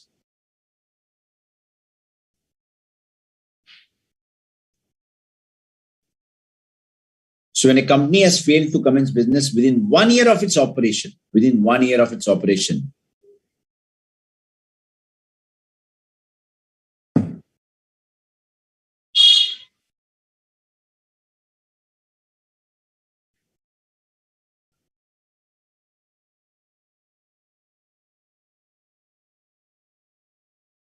the registrar may strike off its name from the register of companies. It shall be given a dormant status. Its registration will be suspended. It will be referred to as per official liquidator. Yes, friends. What is your answer?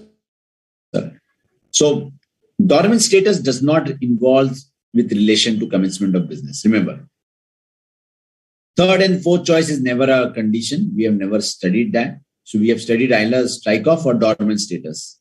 And we know the conditions for dormant status. If you know the conditions of dormant status, whatever is left is only for strike off, unless you read the voluntary liquidation in the IBC. So third. So the first part. First is the correct answer.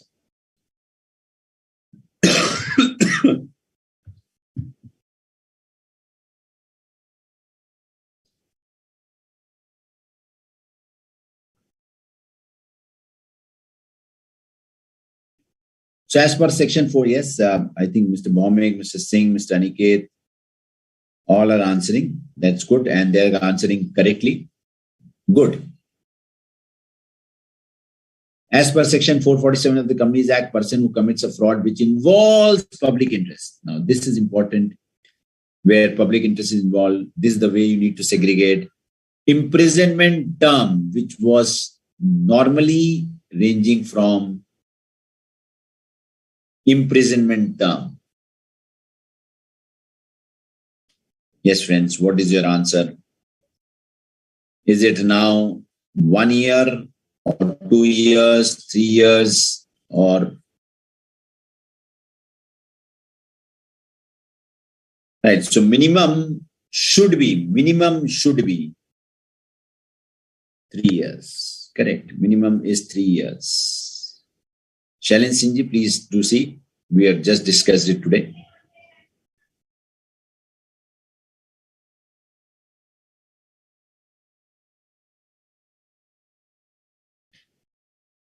Where a valuer has been convicted for contravention of provisions of Section 247, he shall be liable to refund the remuneration received, pay damages to the company, pay damages to any person, all of the above.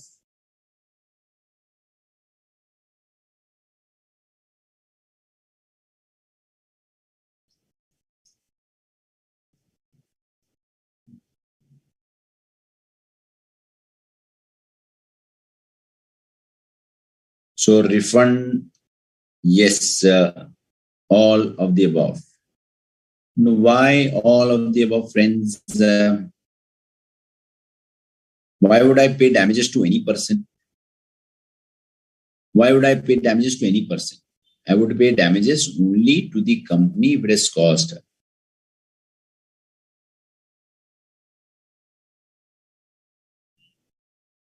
But pay damages to certain extent.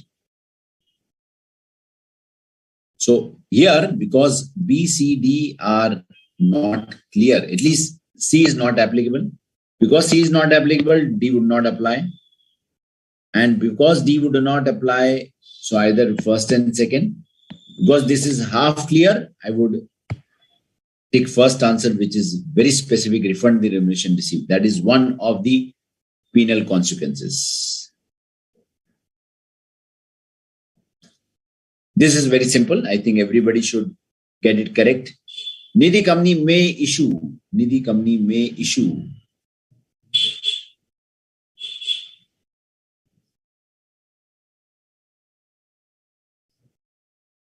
only equity shares. Nidhi company may issue only equity shares.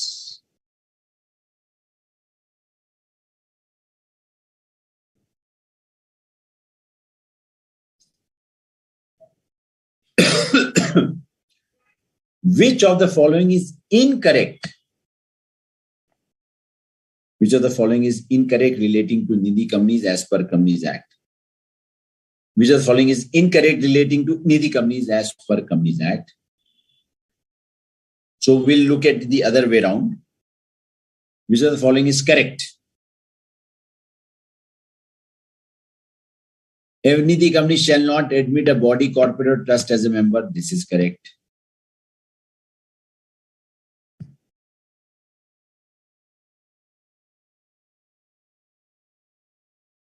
Every Nidhi company shall ensure that its membership is not reduced to less than 100 members. I don't think so. We have referred to as somewhere known as 100.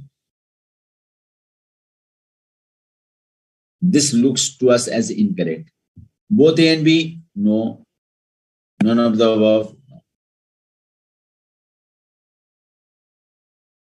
So the correct answer would be B. Correct. B is the correct answer.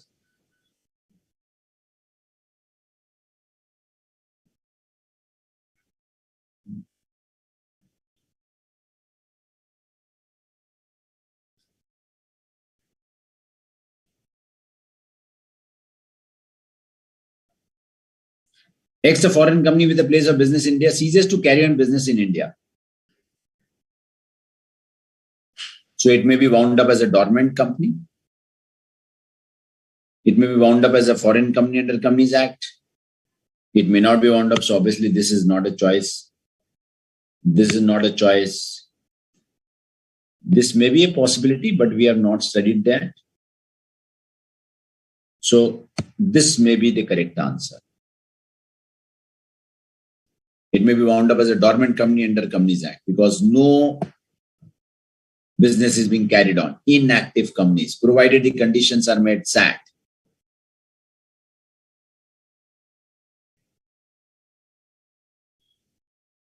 Very simple one. Can a valuer undertake valuation of any asset in which is direct or indirect interest?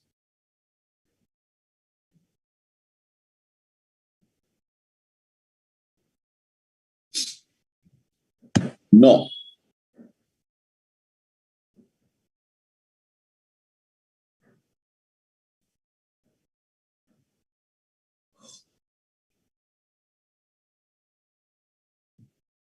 Yes, Aniket, you are on the right track. Through the MCQs, we are able to understand what we have studied. We are able to recall it very quickly. And probably through MCQs, we'll be able to understand the relevant sections. It will really help you in remembering the sections also. Apart from understanding, remembering the section also.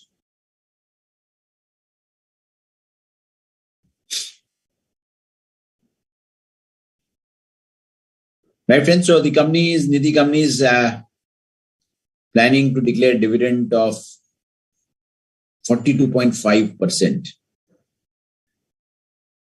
The board seeks your advice. So we know that it cannot declare dividend in excess of 25%.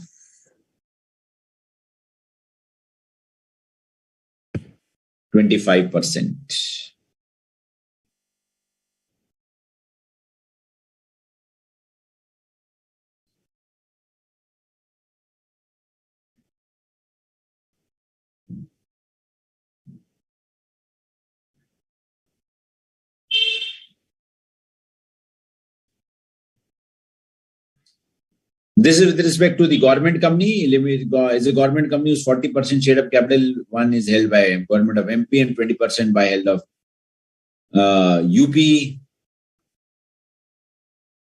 So here, no, we will not take up this question. Sorry.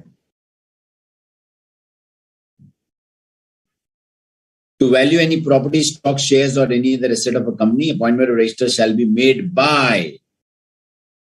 Who will make the appointment of registered valuer? Remember, the appointment is done by audit committee. In absence of audit committee, it is the board who will appoint the registered valuer. So here the correct answer is audit committee. Correct answer is audit committee.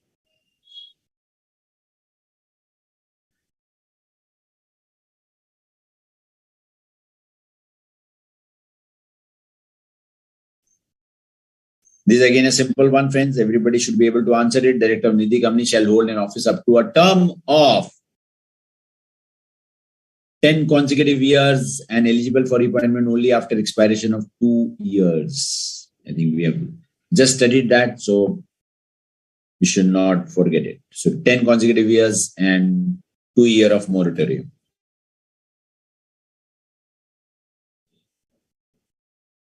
So if a valuer becomes interested in any property, he may be appointed as registered valuer of the company after a cooling period of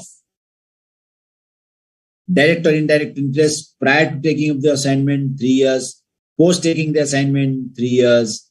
After that, he is eligible. So that means from the date of interest, you need to have a cooling period of 3 years. Post 3 years, you can take any assignment. So answer is 3 years.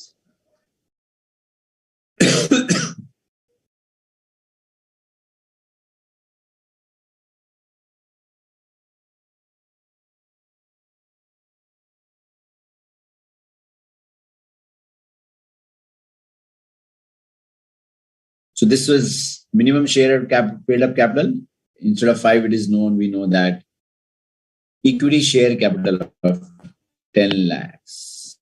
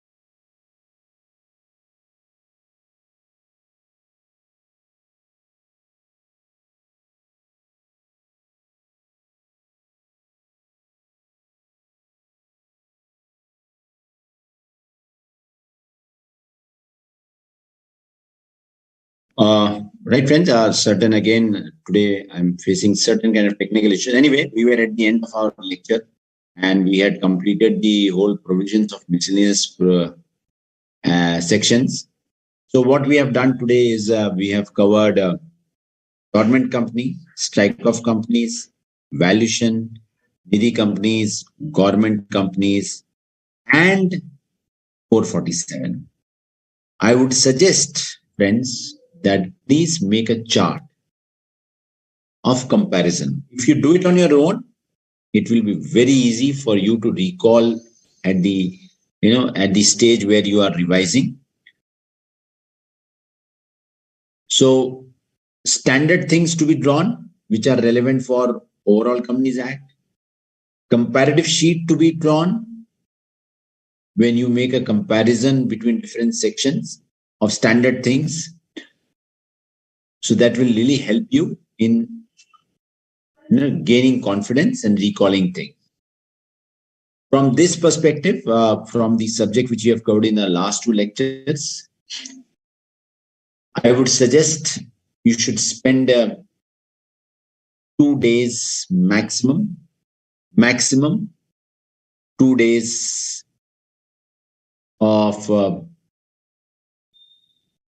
2 hours on each day. That means maximum 4 hours for learning. That's it, not beyond that.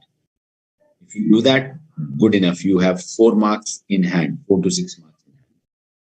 That should be the strategy. Stick to the strategy. 4 hours, 2 hours each day, and you get 4 to 6 marks. Don't go beyond that because we know that we are short. So, any queries which you have, friends? I'll be uploading the today's lecture on the portal, so you can review that lecture along with the MCQ. I'll be uploading the MCQ also within one day, that we can review the MCQs also. So, any further questions from your end, Aniket, Shalend, Bhomik, Geeta?